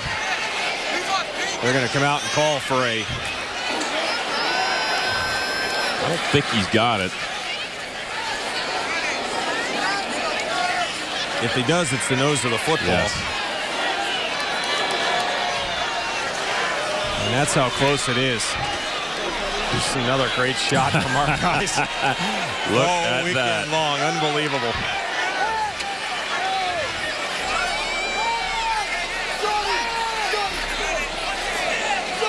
Can we get a replay? Upon further inspection. Well, it's perfect for Hartley the way they run the football. Everybody in the entire stadium is guessing who's going to get this ball on 3rd and... Well, you would want 3rd and short. They like 3rd and short. This is ideal, about 3rd and a half of an inch. Unless Ruby gets behind his center, Ryan Reed, and says, let's just push the pile. Nobody on the center. Why not? Jones is behind him. And they adjusted a defensive line to take it away. Got him on the hard count twice tonight. Give it to Jones. Jones leans forward. The spot is good for a first down. They decoyed with Curry Hickman right there. Simple straight ahead dive. We can't give enough credit to Ryan Reed, the center. He's 6'3", 220, 3-year starter. Veteran leader of that offensive line. Ran right behind him. And now back to work the Hartley offense from the 29.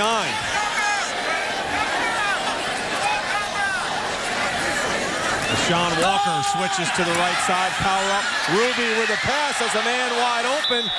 Had steps, Ryan Anderson. Mandela Lawrence Burke in coverage. But Ryan Anderson had a couple of steps. He got behind the defenders. And they're going to take a shot here and there. And, well, good thing defenders, they kind of held him up. There were some collisions. Otherwise, he would have been, he was open, but I think Jake Ruby anticipated him being further downfield. Yeah, he did get caught up in the wash. Yeah, give credit to the linebacking core for collisioning Ryan Anderson. Ruby out of the shotgun. Ruby gonna call his own number.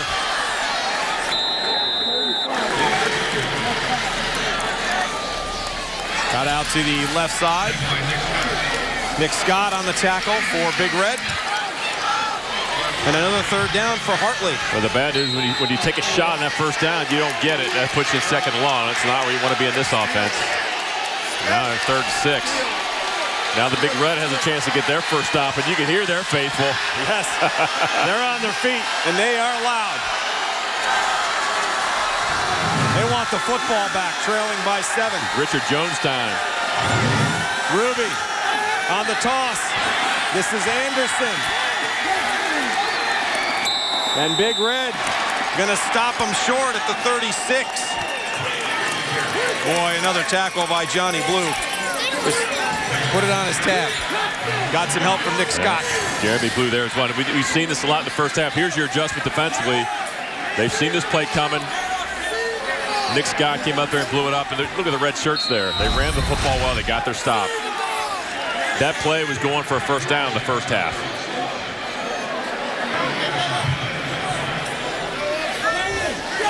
Well, both defenses making their adjustments.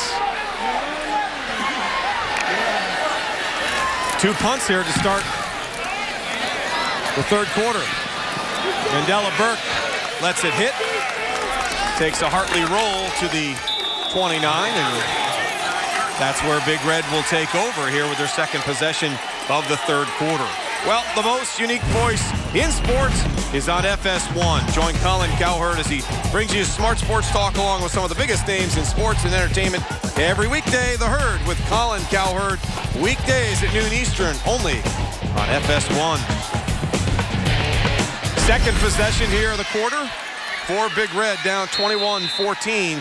7:13 left to go. Already a stark contrast to the first half, where it was up and down the field for both squads. Petritas in motion, fake to Petritas. And a big pickup on first down. Mandela Burke came in out of the Wildcats. Second time we've seen that tonight. He picks up 20. Yeah, they're just going to fake the jet sweep and run counter with Mandela Burke. Well executed up front. Watch him follow. He's going to follow his guard, his tackle. Look at that hole. Nobody home. Good open field tackle by Ryan Anderson. But not before he picked up 20. Out to the 48. Caleres is back in. Mandela Burke's the guy he's got to get his touches. Easy way to do it, he direct snap to him. Well, when you only have 19 plays in the first half. Yeah. And he had one of the 19. This is Caleres. Flag comes in. That one's coming back.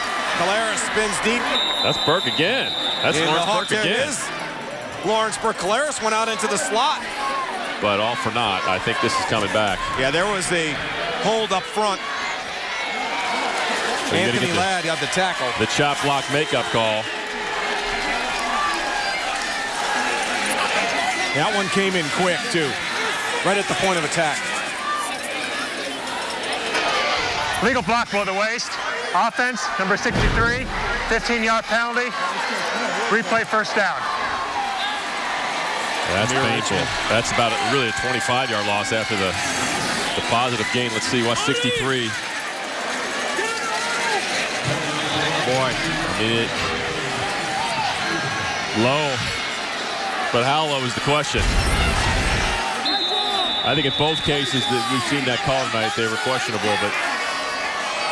And they're going to stick with this wildcat because Collaros is going to go out up top. Petridis in motion, and this time Lawrence Burke hands it off, but flags will stop play. You got Hartley offsides. Dead ball. Encroachment. Defense. Number 28. 5-yard penalty. Still first down. It's Anthony Ladd. They were coming right back with that counter tray with Lawrence Burke on the direction out. That's been very effective. Well, he's out now. Ball sits at the 37. So first and 21. Reeves will go to the top of your screen. Collaros under pressure. Petridis in motion. Play action. Collaros, far sideline. Knocked away. Nice play by Jaden Manley.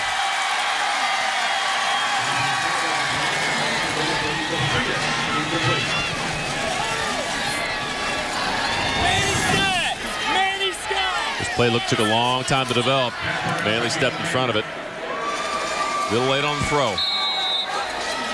Good job by Petridis to come back and really play defender there and avert the interception.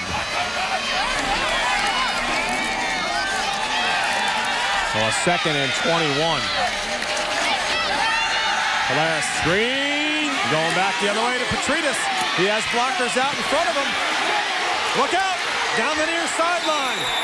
Jones knocks him out of bounds, but not before he picks up 27. A well-executed screen to Petridis. Great play call. This is one every coordinator worth of salt. They sprint to the right, they throw it back left, and look at the red shirts out front. The offensive linemen love these. Called out with the right time. Marquette Dixon was the one that had a shot at him early, but it took Jones to knock him out. And not before he got into Hawk territory at the 38. Mandela Burke again. They have found success with that counter tray. I mean, that's been one of the halftime adjustments offensively, and it is working.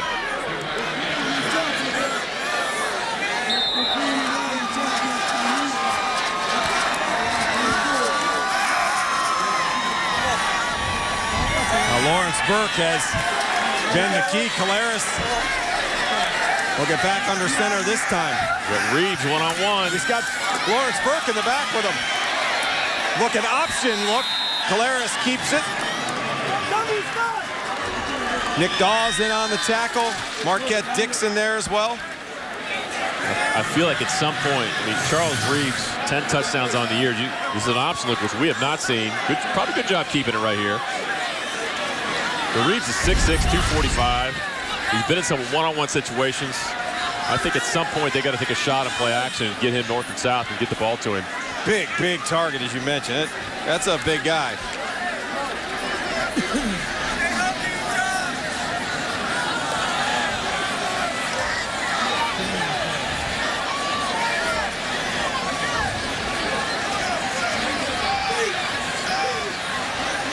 That's how close it is.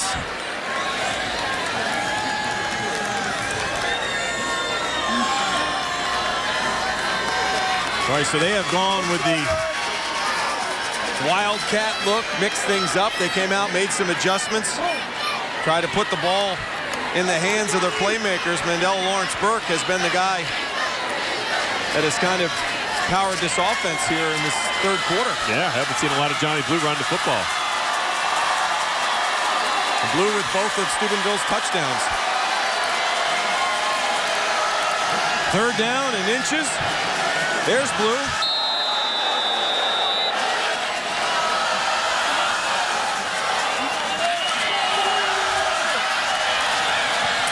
And he'll get the football. Stepped over one and picked up the first down. Ryan Anderson on the tackle. And there is the chant for Blue.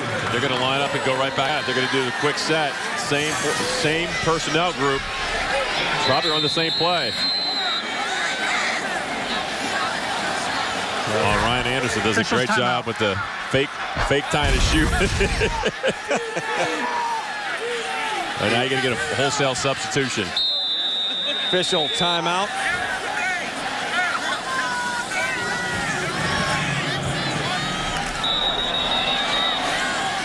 It's going to be Mandela Burke. As Collaros is going to go in the slot.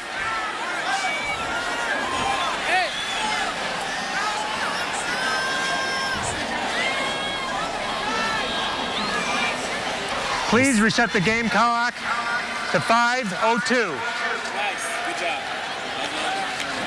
11 seconds back on the clock. As Mandela Lawrence Burke back in that shotgun.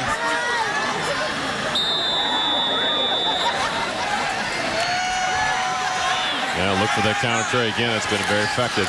Running it to the field. And he's back there again. That's Collaros in motion. He dropped the football. Mandela Lawrence Burke takes off. Well, they ran it to the short side this time. And if he held on to the football, they're kicking an extra point. Picked up 9. This hole was gaping. Watch 60 and 67 on the pull. Cochran and Runkle. And look at that hole. That's with him dropping the ball. Keep running that. Collaros back under center. Blue the deep back. On a 2nd and 1 from the 13. Fake. Collaros gonna take it himself. Got a hole. Picks up the first down. And slides down at the 8. Wanted a flag for contact after he went down. That's a good no call and a good decision by Collaros to not throw this. It wasn't there. They tried to find receiver on a little swing route. That's Ballman with the contact. They'll mark it to the 9. Also good awareness by Collaros to know where the first down marker was and went down. There's Blue. Ballman in there, leading the white jerseys. Got some help from Sean Gilmore as well. No surprise there, just running power, fouling all the red shirts.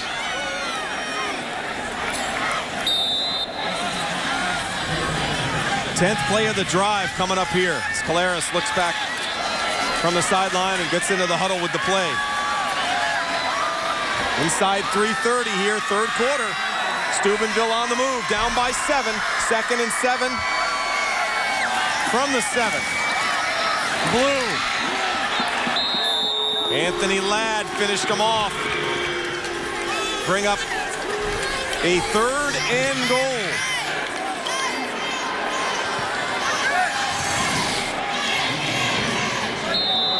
Excellent job on that left-hand side. Ladd says it's a touchdown, but here come back this power look here. No surprise what's going to happen on this play. Devin Ferguson in front of him in the middle.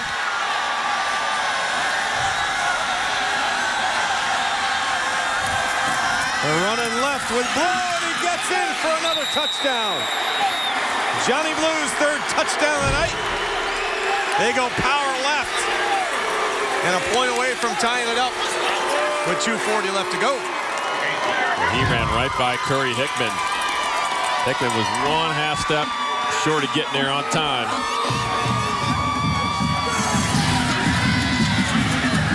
Excellent job of the blocks right there. And he shows his power.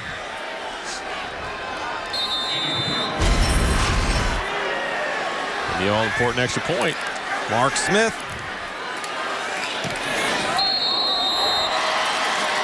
And he puts it through. 2:37 left to go. Johnny Blue, 3rd touchdown of the night, number 34 on the year. 3rd quarter, we're tied at 21. The Big Red marching band celebrating another touchdown from the senior, Johnny Blue. And he adds to his total on the night. 3 touchdowns for Johnny Blue as we take another look. Tony Power gets a couple great lead blocks, and he does the rest. We're running through that linebacking core. Third time tonight. Well, his lead blockers really clean things out for him over that left side.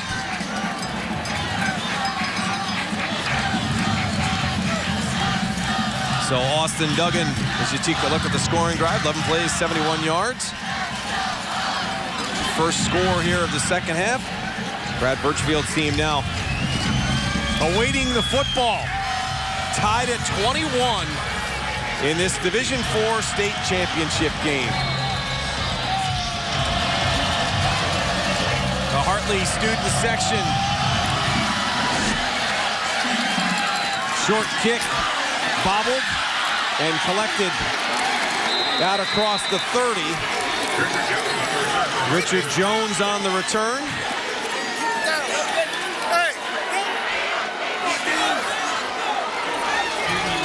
And good field position here. See what Coach Birchfield has. We notice that Coach Sakach has certainly made his changes. Yes. Because Lawrence Burke was certainly a big key to that drive.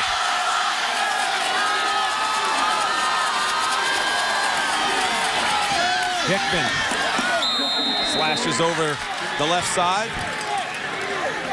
For the last drive for the Hawks, they took a shot on first down, and they missed it, and that put them in a second and long, and that was costly. Now I think they're going to go back to their bread and butter. They want to just chew some clock here and get 3 or 4 yards a pop. They need to get some first downs. Picked up 3 on that play there. Well, offset eye with Onega and Hickman. Inside. Look out, there's running room here. At the 40. On the way is Jones as he broke a tackle. At the 5, touchdown. No flags. 64 yards for Richard Jones III. He got outside and hurried. A 64-yard touchdown for Richard Jones. They trapped him. They faked to Hickman going to short side. Jones goes to the wide side. I mean, he shows some speed here running away. Lawrence Burke had a shot. How about Richard Jones? 64 yards. He ran away from Lawrence Burke, maybe one of the fastest guys on that team. And he had got into 5th gear quickly. He broke line and he took off. Now, scoring quickly is one thing we have not seen Brad Birchfield's team do tonight. But that was a quick strike from Richard Jones. And with 1:50 left here in the third quarter, there's Lawrence Burke. I don't think Lawrence Burke misses too many of these. No. I don't think he's behind too many guys, No. to be honest with you. No. Nick Scott had a shot he missed. Wow. Wow. 28-21, just like that. What a difference a few seconds makes. Well, we weren't expecting a quick strike from the Hawks, but we got it. No, they have ground out their scores here tonight, but they'll take it. Put it in the hands of their defense. Well, let's see what they do in the kickoff here. This is, I'm putting nothing past Coach Birchfield. You cannot rest on kick return. That ball could go anywhere.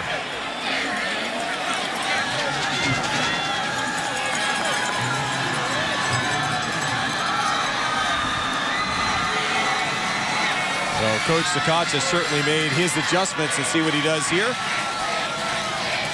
Down by 7. Juan Jones.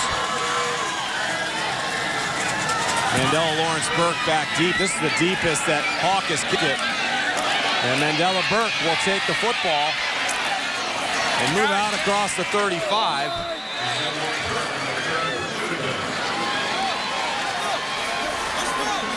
Ladd on the tackle for the Hawks. And there is is Mandela Burke. I'd go right back to putting him at the quarterback and run that counter trade. That's been unstoppable in the second half. Now Collaros is in there. Lawrence Burke. And Collaros will operate out of the gun. 3 wide receivers at the bottom of your screen.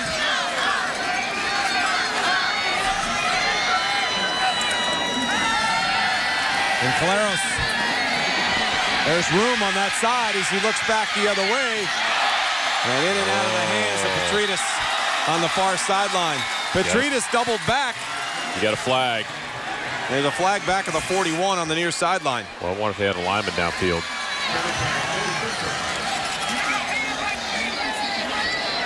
Anytime you get an extended play like that, easy to do. Legal man downfield. Offense, number 60, 5-yard penalty. Replay first down. A.J. Cochran, a guilty party. Well, I tell you, when good adjustments by the Hawk defense. Every time in the second half, when Claire sprints out, they are jumping the routes. They're taking it away, and he's feeling that. That's why that throwback screen was so successful. That's a play they got to come back to.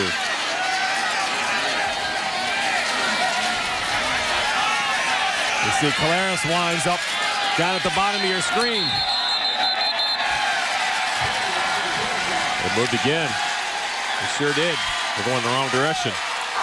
Dead ball. False start offense. Number 6-3, 5-yard penalty. Still first down. If I'm the Hartley defense, if number 8 is anywhere near the backfield, I'm watching him. Yeah, and again, this is where you get a lot of shifting going on. You know, you don't want to outthink yourself here. They shifted, changed personnel, and you get a couple guys flinching. And that's the thing, when you get a different person to quarterback, you know, who knows how many reps Lawrence Burke is getting in this Wildcat formation. We've had a couple penalties in that tonight. Yep, good point. I like the looks that they're giving him out of multiple looks. Yes. But it was the unbalanced line that Coach Birchfield talked about at halftime that were giving him the biggest problems. There's Collaros. Now watch him go back the other way. There's nobody there. Blockers out in front. Mandela Burke. Richard Jones tripped him up, picked up 12. They tried that to the other side. The way it's been there, because again, when they're sprinting out, the Hawks are jumping it, so they sprinted left. You can see Mandela Burke cutting back to his right, set up the screen. This is pretty well defended because he had a chance to go a long way right here.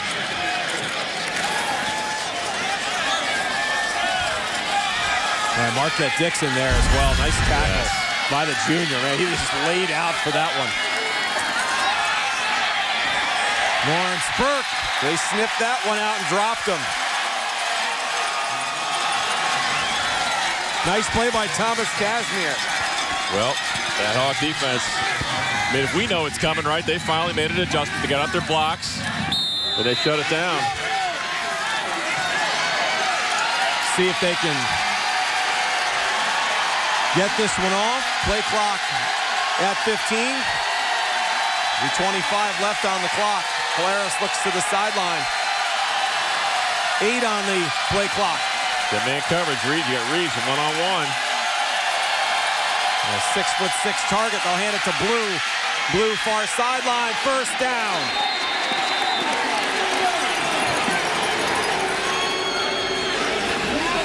$11 yards on the pickup by Gianni Blue. That's a great call. Trips to the wide side, and they ran the short side with Blue. Boy, they had success with it in the first half. Followed his guard. Nice pickup.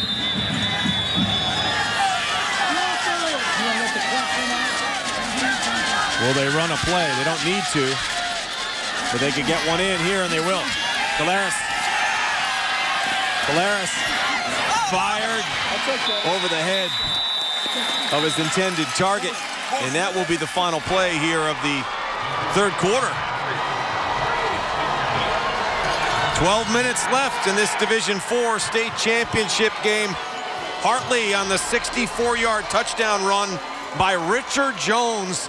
The difference in this one. On top, 28-21 as we head to the final quarter to decide the final state champion of 2015.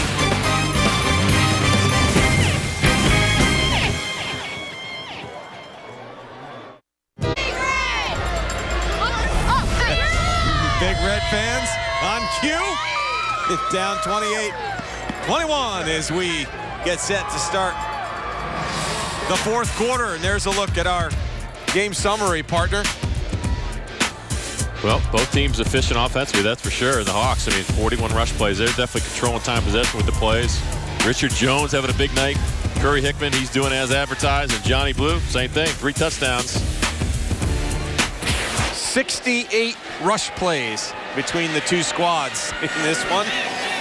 As we head to the fourth quarter, Brad Birchfield's team hanging on to a 28-21 lead on the strength of a 64-yard touchdown run by Richard Jones. Second down and 10.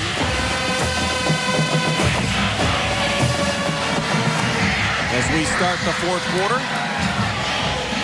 ball sits at midfield. Big Red with the football. Down by 7.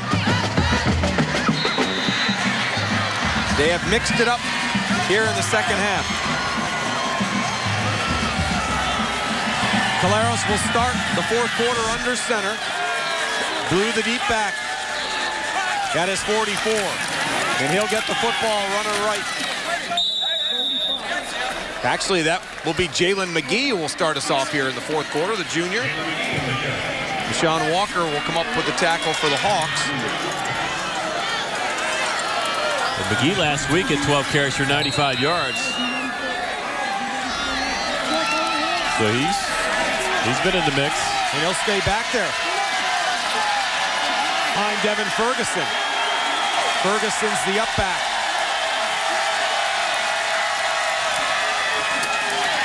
McGee, left side.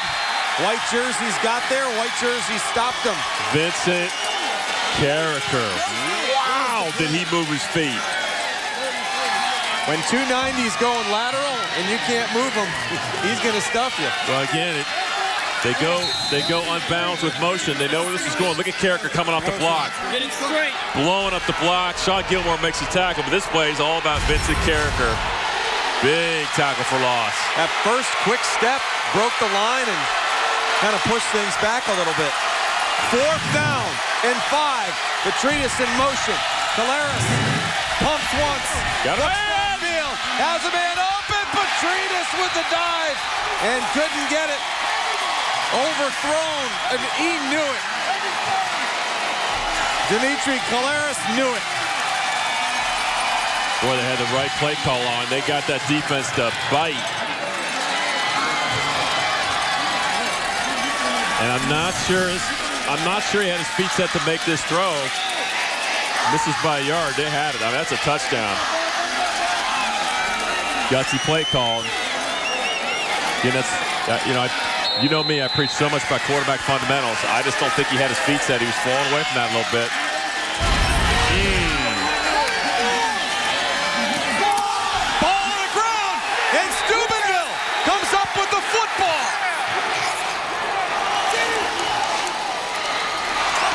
Nijon Robinson with the recovery. And just when you thought the Hawks had a chance to burn some clock, a fumbled snap, and it's Steubenville football. That's the first time tonight the Hawks have blinked. They made a mistake. Costly mistake. Big Red going to get another opportunity.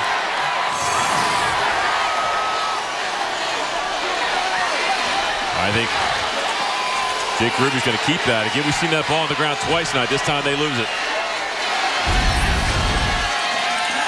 Caleros pump fakes, looking deep.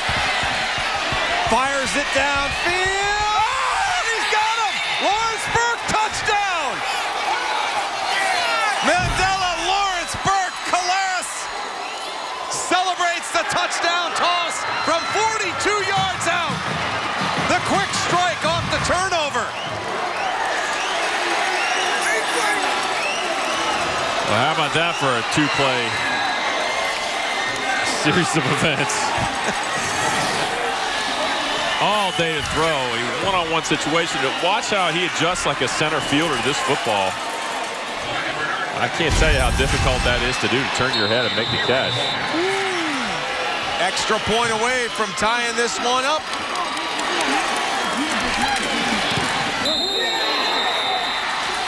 And we are tied at 28 with 10:25 left to go as we take another look.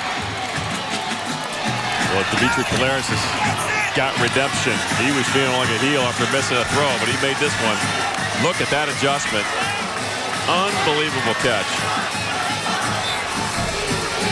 And the celebration. 24th touchdown pass of the year for Dimitri Caleros. And that fella's had a big second half. Yes, he has. And he was rewarded with the touchdown catch. Well, they went right back to the vertical passing game. And again, I think that's something that's been there all night. I mean, the Hawks have been covering the short passing game, but they went vertical twice, and both times that guy's open. Boy, we've had some great state championship games on this championship Saturday. Coach Birchfield, Coach Birchfield talked about the adversity before halftime that he expected in the second half. You know it's going to come, and it showed up, and Big Red took advantage. Well, now you have to answer. Ryan Anderson back deep, along with Richard Jones, who had the big 64-yard run. So both teams have struck quickly. 42-yard touchdown pass from Caleros to Lawrence Burke, and a 64-yard touchdown run by Richard Jones. And this will be Jones at the 25. Got to the outside. And look who's over there. Lawrence Burke.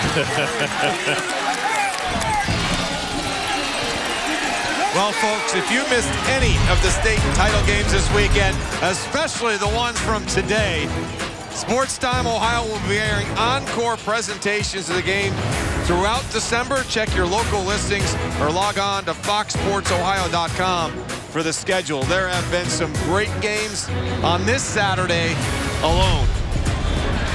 And if you missed them, find out when the re-air is, as you're going to want to see him.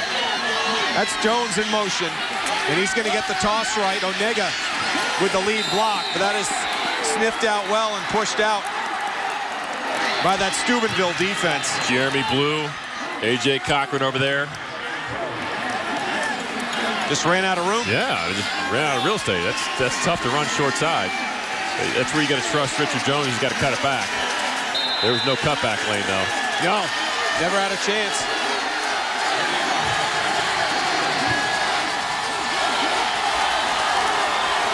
No gain on the play.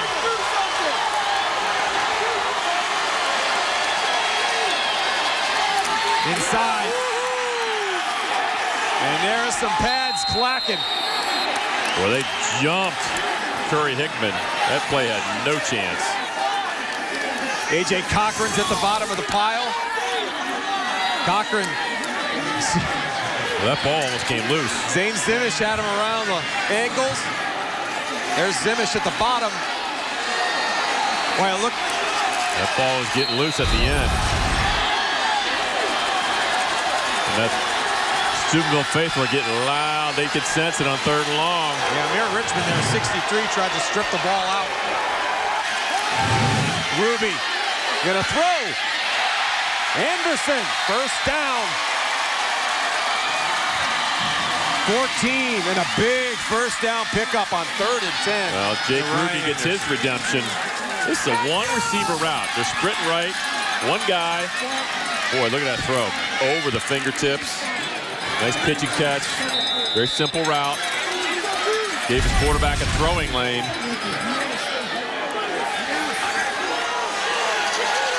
Big pickup. At the 46. 1st and 10. Jones cuts it back. Jones now close to a first down. Going to be just shy inside the 45. Had to get to the 44. Well, he has been possessed in the second half. Watch him come in motion. It's almost a counter play. It is a counter play with a motion man. That's difficult to run. Talk about timing. Second down and short, less than a yard. Ball inside the 45. Ruby under center. Hickman back at the 50. Got the football and the first down. Hickman breaking tackles to the 35. Picked up 10. Petridis on the tackle to bring down the 235-pound senior. He gets some great blocks up front. Nice kick-out block and running downhill. And now they're thinking about Nick Cohn was the one that got a kick-out block, number 14. 6'2", 220 sophomore. And now Jake Ruby's job is to let that 25-second clock go down. He had 21 carries in the first half, just 4 in the second half. But as that defense starts to wear down, this is when 235 pounds coming at you repeatedly. Like a bulldozer. Just keep waiting for it to knock you over.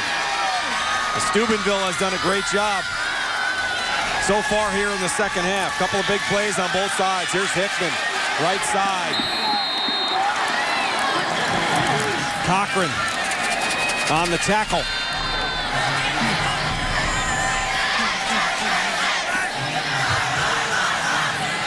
Clock in the upper left-hand corner of your screen moving. 2nd and 9. Pick up a 1. Ruby out of the shotgun. That's Jones in motion.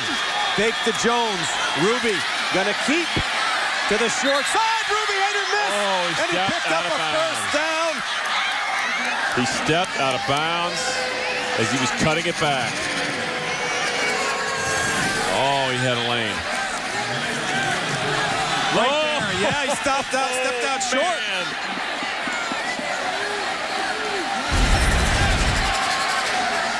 They mark it at the 31. The bad thing is they stopped the clock, too. That was double negative.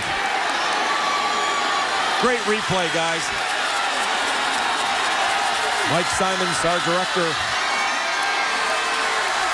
tonight in this Division IV state championship game. Jones dives ahead. Jeremy Blue in on another tackle.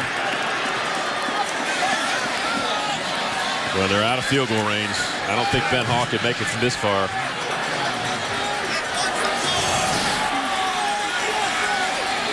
Trying to run that wing counter.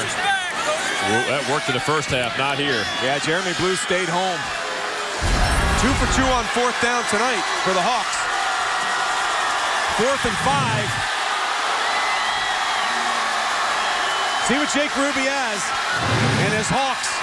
Hickman's back deep at his 36. Oh, not again. And the hard count gets him. 3rd time tonight.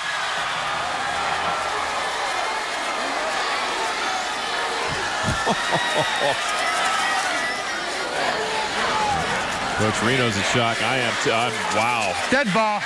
Encroachment defense, number 49. 5-yard penalty results in a first down. Nijon Robinson, that's the 2nd time for him tonight on the hard count. Hey, credit Jake Ruby. Absolutely. He stepped out of bounds and cost it, but he redeemed himself again with the hard count.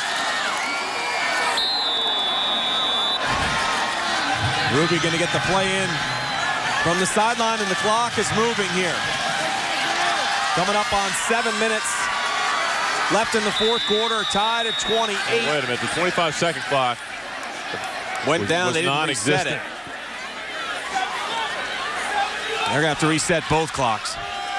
Please reset the game clock to 7:11.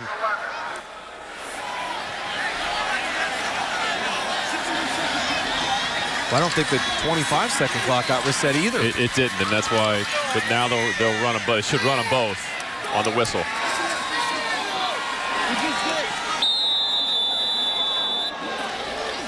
And that's what they'll do. It's hard job. In Steubenville territory at the 25. First down for Hartley. Motion. Hickman. Back to the line of scrimmage. Nyjon Robinson was there. Mandela Lawrence Burke as well. Yeah, nice job by Nyjon Robinson there. And good news is for Hartley, as the clock kept running, they stayed in bounds. And that's exactly what they teach you on the defensive line, is to come right down that line. Yep. And that's what Robinson did to perfection. No gain on the play. Ruby, nothing again. Dropped. Well, he was looking for the cutback lane. This play was open to the outside. Not sure if he could have got to the outside. Look at all the white shirts outside. Yeah, he hesitated. If he keeps going, he's got a wall of white shirts. Yeah, Cochran got him first at the bottom. Bianco was there as well. Nice play by that D-line. That's a big stop, because that potentially took him out of field goal range. Now they're going backwards here. You got a 3rd and 13 at the 28. Ruby gonna step back into the gun. Jones in motion. Hickman busts through over the left side to the 23. Ooh, and that puts him in it's about a 39, 40-yard field goal attempt, which is to the extent of Ben Hawk's range. Like the call. Nyjon Robinson cleaned it up. Johnny Blue hit him first. Oh, I think Brad Birchfield's going to let this clock run down, and he's going to think this is a difficult decision here. Both teams with full timeouts. You see 4th down conversions tonight. A 4th and 8 from the Steubenville 23, as Coach Birchfield will think this one over, and they'll call their first timeout here of the second half. The conditions are good. We haven't had wind all day long. You could look at flags above that field goal post. They have not moved, as has our national flag. We'll take a timeout. 5:02 left to go. A 4th and 8 when we come back for Bishop Hartley.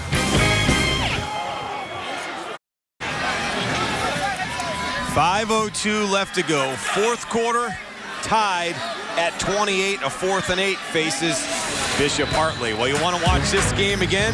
With Time Warner Cable, you can enjoy sports better. Look for this game, another high school regular season, and all the state championship games only on Time Warner Cable, local on-demand, channel 411. Pause, fast forward, rewind, instant replays, whatever you need. It's only from Time Warner Cable. Enjoy better. Mike Cairns, Greg Fry, Ashley Collins. Ohio Stadium, Division IV state championship game. Hartley 28, Steubenville 28. 5:02 left to go. 4th and 8 from the Steubenville 23. What's the call? Ben Hawk, 41-yard field goal attempt. They set it at the 30-yard line, so this will be a 40-yard attempt. He's 8 out of 9 on the year. His long is 39. And the flag is right at the mark. Still.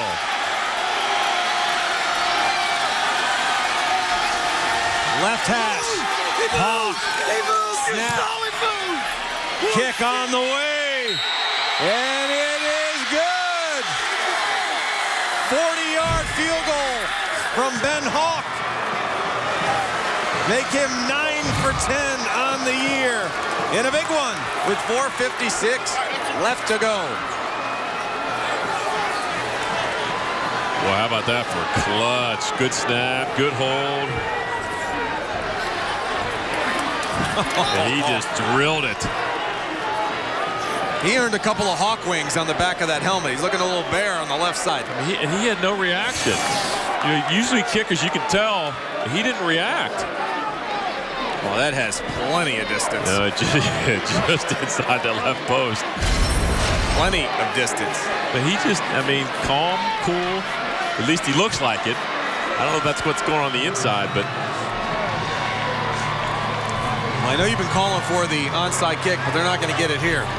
That would be a really big call. I don't think you can do that, but you'll still see they're not going to kick it deep. Well, not with Mandela Lawrence Burke.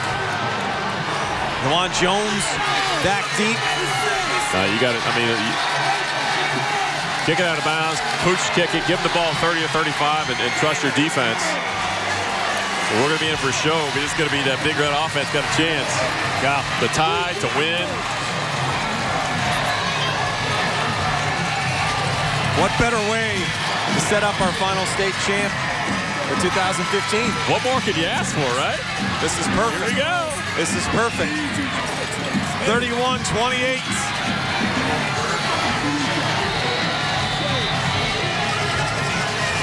Five state championships between these two great schools. Hawk, who just gave him the lead on a 40-yard boot.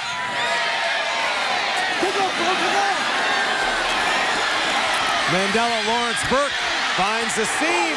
Look out, he's dangerous. Jones comes up with the tackles. He bounces off of Jones out to the 46.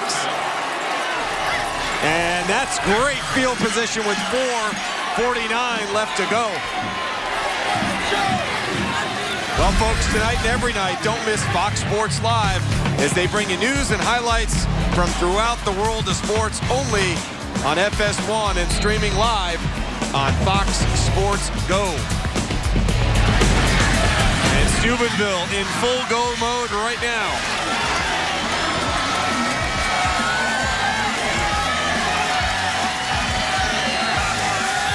Galeras has one touchdown under his belt. He's going to take off running, but he runs into a wall at the line of scrimmage. Vincent Character. He hit his stuff to get around. Hello. In Character. Character with the stop. And when I say wall, it was a wall. Sean Gilmore there as well. He went nowhere. Boy, great coverage downfield. They were trying to get Mitchell Goulon down the field. Not there. Excellent job pulling it down. And watch Character. Oh, Sean Gilmore, too. Owie. Here you go. Lawrence Burke in the backfield. This is where things happen here. Quick pitch and dropped. Looking for Charles Reeves.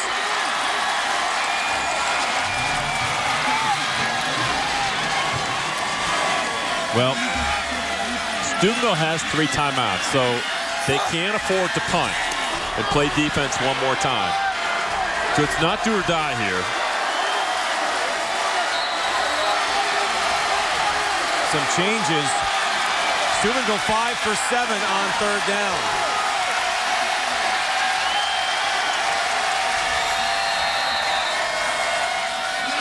Yeah, Hartley's going to call timeout. Timeout. Bishop Hartley, their second. Yeah, there was some confusion with personnel.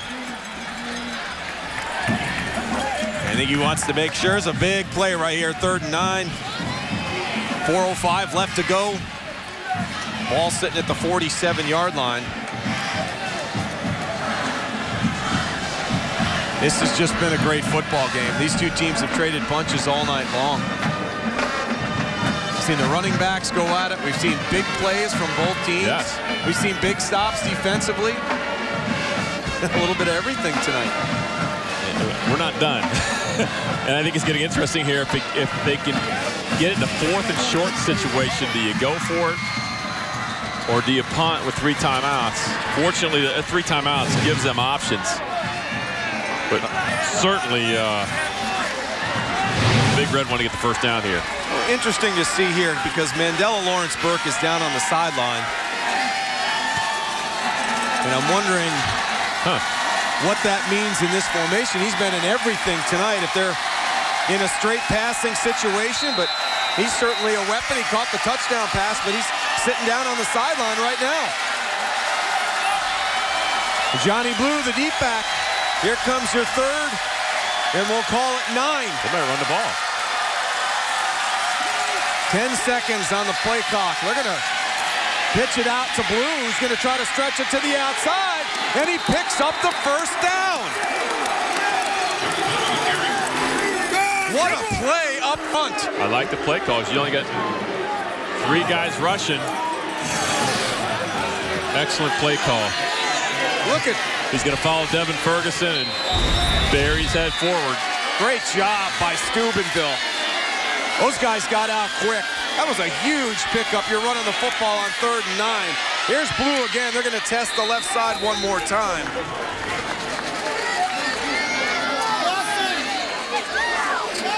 Deshaun Walker on the tackle for Hartley. We got a lot of options here. Field goal to tie. Touchdown to win. Hartley gets a stop. They win. That's all. Caleres. Under center. Hands it off to Blue straight ahead to the 35. Picked up 4. 3rd down and 2. Jack Ballman on the tackle for Hartley. And there's Johnny Blue's night.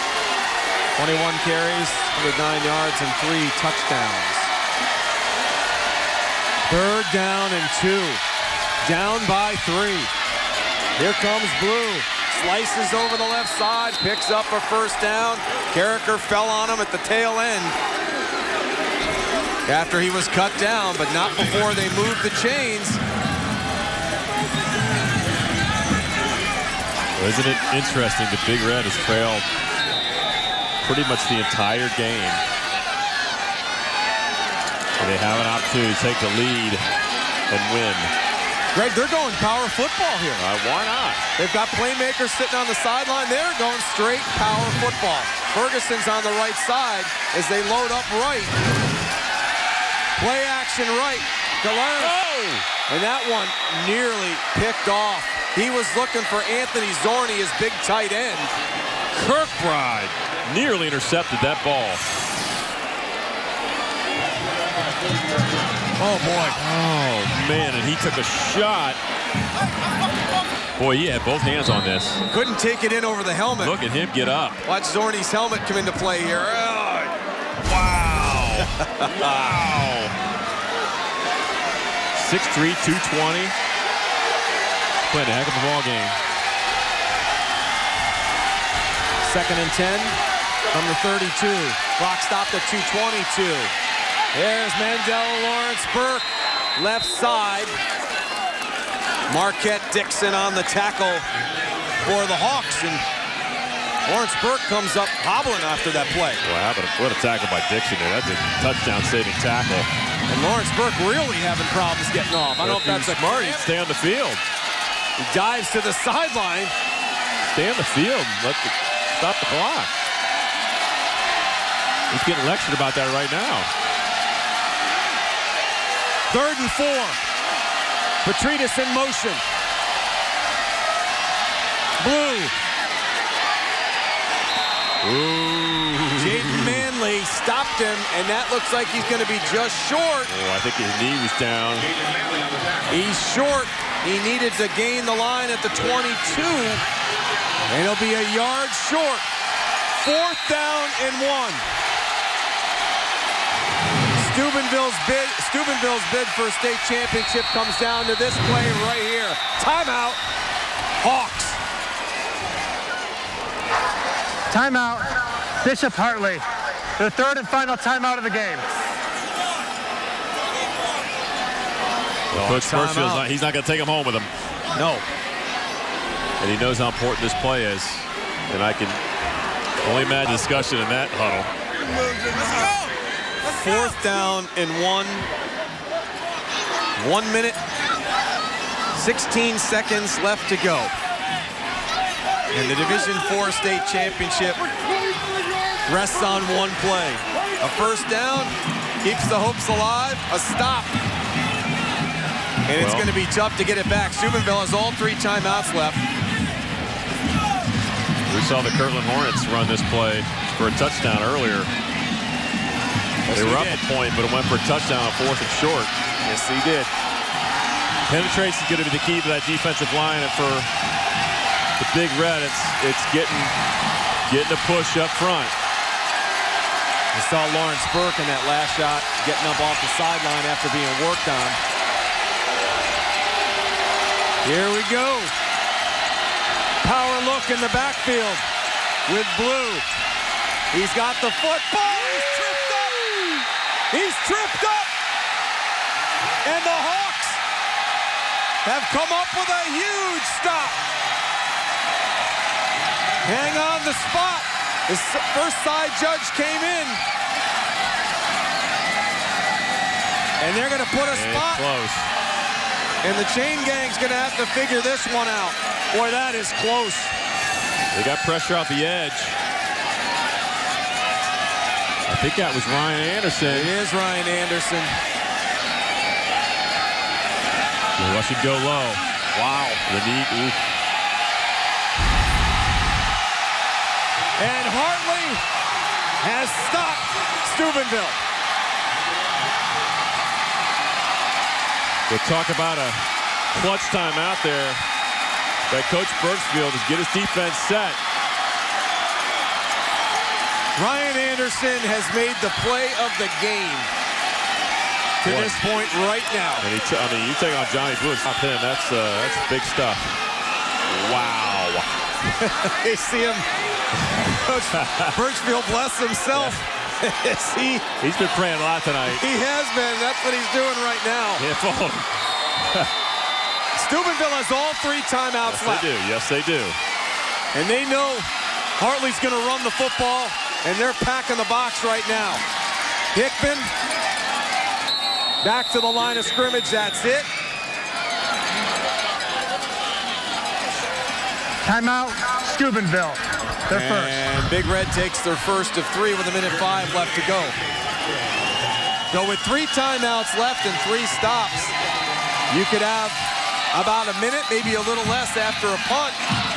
And we've seen the big play capability of Big Red, so hang on. They're going to get a couple plays. They'll be out of timeouts, but odds are they're going to get the ball, assuming they stop the Hawks. They'll get it near midfield. So they got to get that offense discussing what kind of plays they're going to run. They have a shot. If you're the Hawks, it's a perfect time for a Jack Ruby ball fake. Well, the thing is with Jake Ruby, they put it on the ground a couple times tonight, so I don't know. I would agree. They're packing the box. I would agree it's there, but they fumbled it twice tonight, one of which goes a turnover. But I mean, if you're Hartley, you get a first down, it's ball game. But I mean, for the Big Red, you're going to have time. And you're going to have time for a couple snaps. If you get the ball at midfield, you only need a couple pass plays to get in field goal position, and you could be thinking overtime. Well, there's the power eye. And that is Hickman standing at his 17.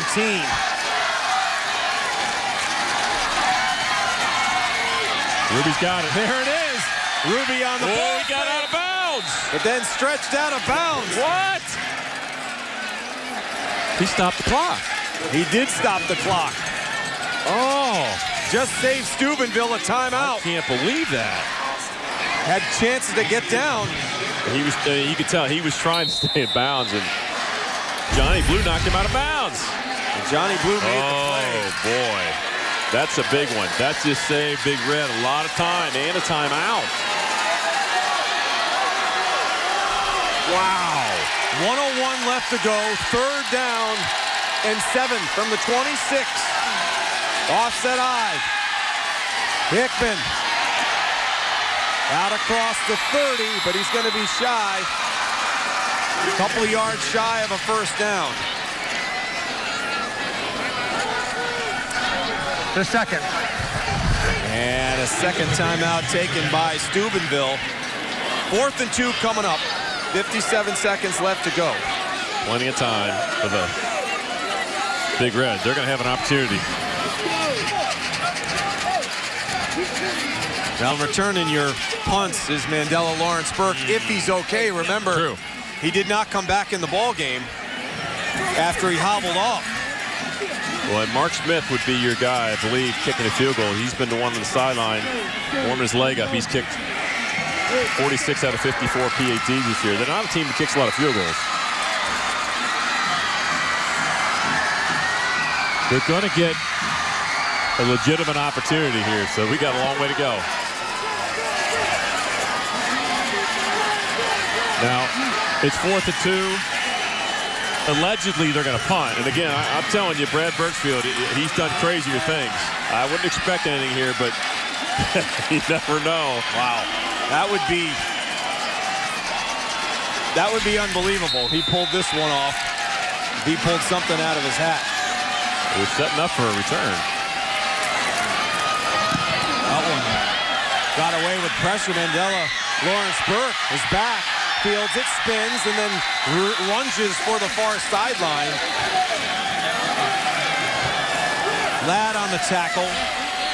Lot of time left. But the clock would have stopped on change of possession anyways, but he did lean to the sideline and stop with 44 seconds left to go.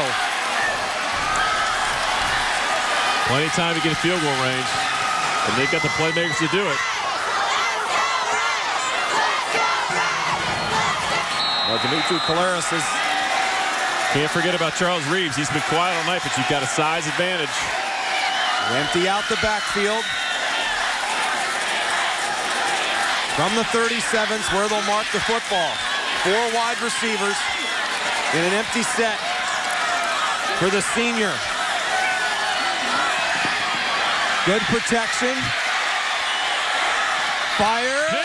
Is it picked off? It is! Kirkbride. Cody Kirkbride almost had one the last time around, and that time read it perfect. Jumped underneath on the route. And with 36 seconds left to go, the Hawks closing in on a state championship. Boys, he had a night. All kind of time to throw. Thrown across your body here, laid over the middle. Kirkbride steps in front. What an athletic play. Look at 51, just cuts right in front, jumps it. Wow!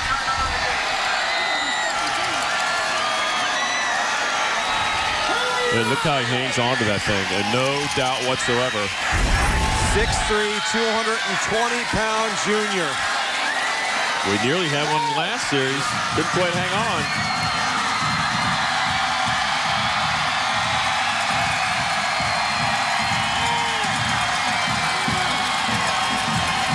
Ball sits at the 45, and for now, the prayers have been answered for Coach Birchfield. Well, the Hawks have played, I mean, a flawless game, and they really had to be able to have a chance tonight. This Big Red team is so good. And they had the one turnover, which Big Red turned into points. But they have come up with some big stops. Ryan Anderson had the huge stop.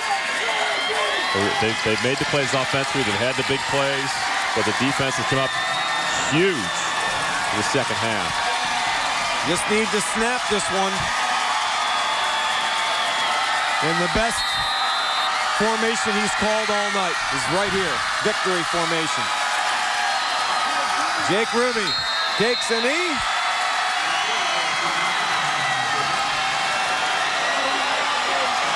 And Bishop Hartley begins to celebrate.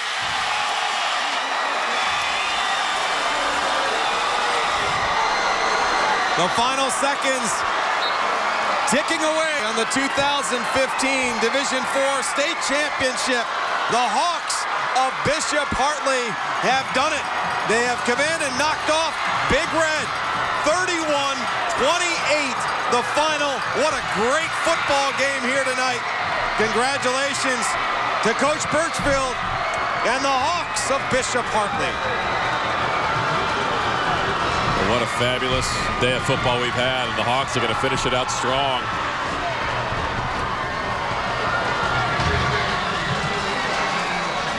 What a ball game. Looks like he took a little dousing too on the oh, they got him good. Way out. They got him good with the water. Ice cold. Oh boy. It's got to be about 25 degrees by this time right now. I don't think Brad Birchfield's feeling that. It's been 5 years since they've won their last title. Yeah, 2010. In Massillon. And the third title in the school's history. First one came in '86. They were runner-up in 2013. Let's take you back to our Toyota play of the game. Couple good ones, but man, Ryan Anderson on the cut down here was as good as it gets. But he made plays on both sides of the ball, and what a stop. The Big Redder going in. That defense rose to the occasion. And Cody Kirkbride almost had an interception in that series as well, but came back with the big one to finish it off. And the Hawks of Hartley, and what was a great football game. Well played game on both sides. Big plays, big stops. And let's send it down to Ashley Collins. Ash?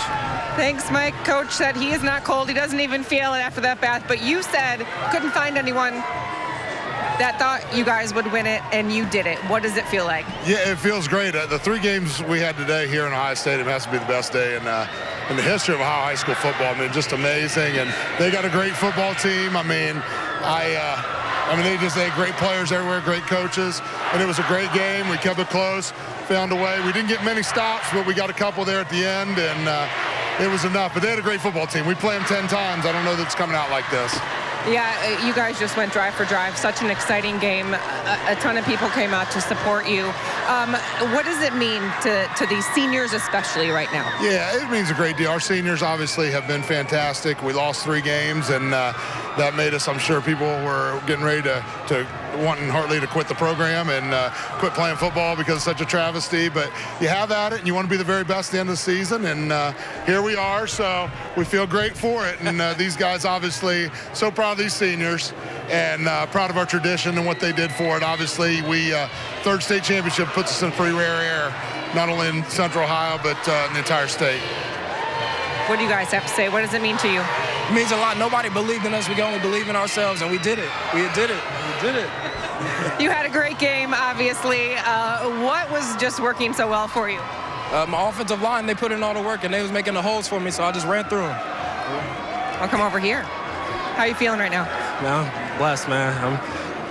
We've been favored. Speechless, man. I'm really speechless right now. We've been working hard for this all year, so it's great to be here, man. Can you talk to me about that big stop that you made? I just said we have to risk it all, It's 4th down, gotta go for his legs and take him out. We did the same thing a week ago, and they went about 80 yards, 60 yards for a touchdown. So made a play, and God bless these guys. God bless our school, and we'll be Merry Christmas. That's for sure. Merry Christmas for sure. Congrats, guys. Go and enjoy. Back up to you guys. Thanks, Ashley. We have Merry Christmas, a Happy New Year, and many more. After that play, our thanks to Coach Birchfield, Ryan Anderson, Curry Hickman, State runner-up trophy to the Big Red. And now we will send it down for the presentation of the runner-up trophy in the Division 4. I'd like everyone to give both of these teams a great round of applause for a classic game here tonight.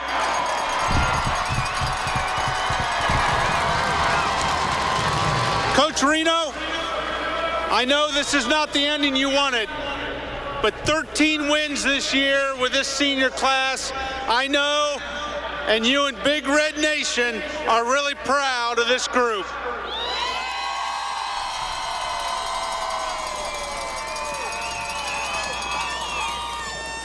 In your legendary career, you've had 7 trips to the finals, an incredible 16 trips to the semifinals. Clearly, Steubenville, under your leadership, is one of the class programs in the state of Ohio.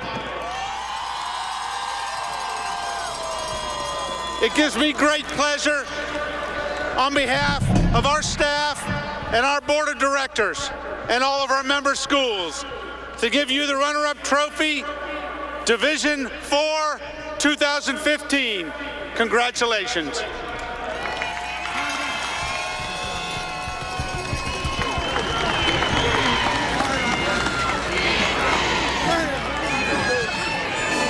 Bo Rugg, the Associate Commissioner, with the presentation.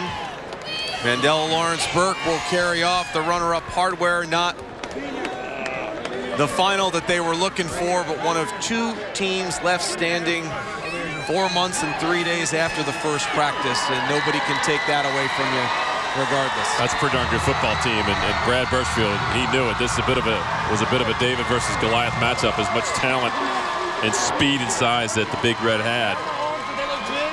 They had a great season before they ran through a tough one tonight at Hartley Hawks. Present the 2015 Division IV State on the Championship presentation trophy of the Division IV State Championship trophy High School to the Hawks of Bishop Hartley.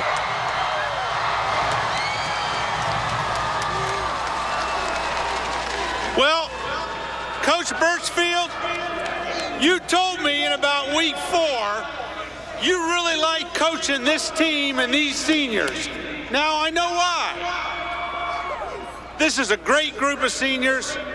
Started this playoff run unheralded. You beat the #1 team in the state in the semifinals to get to this final game.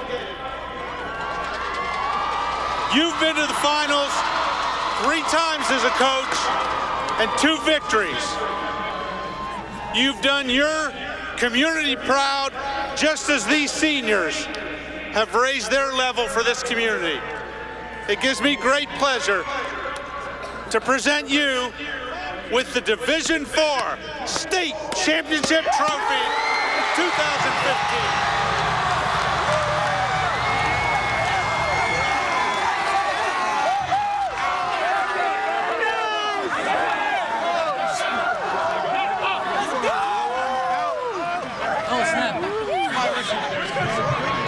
Congratulations to Coach Birchfield and the Hawks of Bishop Hartley as we wind down 2015 with one of the best games of the day and what has been a great day of football in all the years we've called games here on Championship Saturday.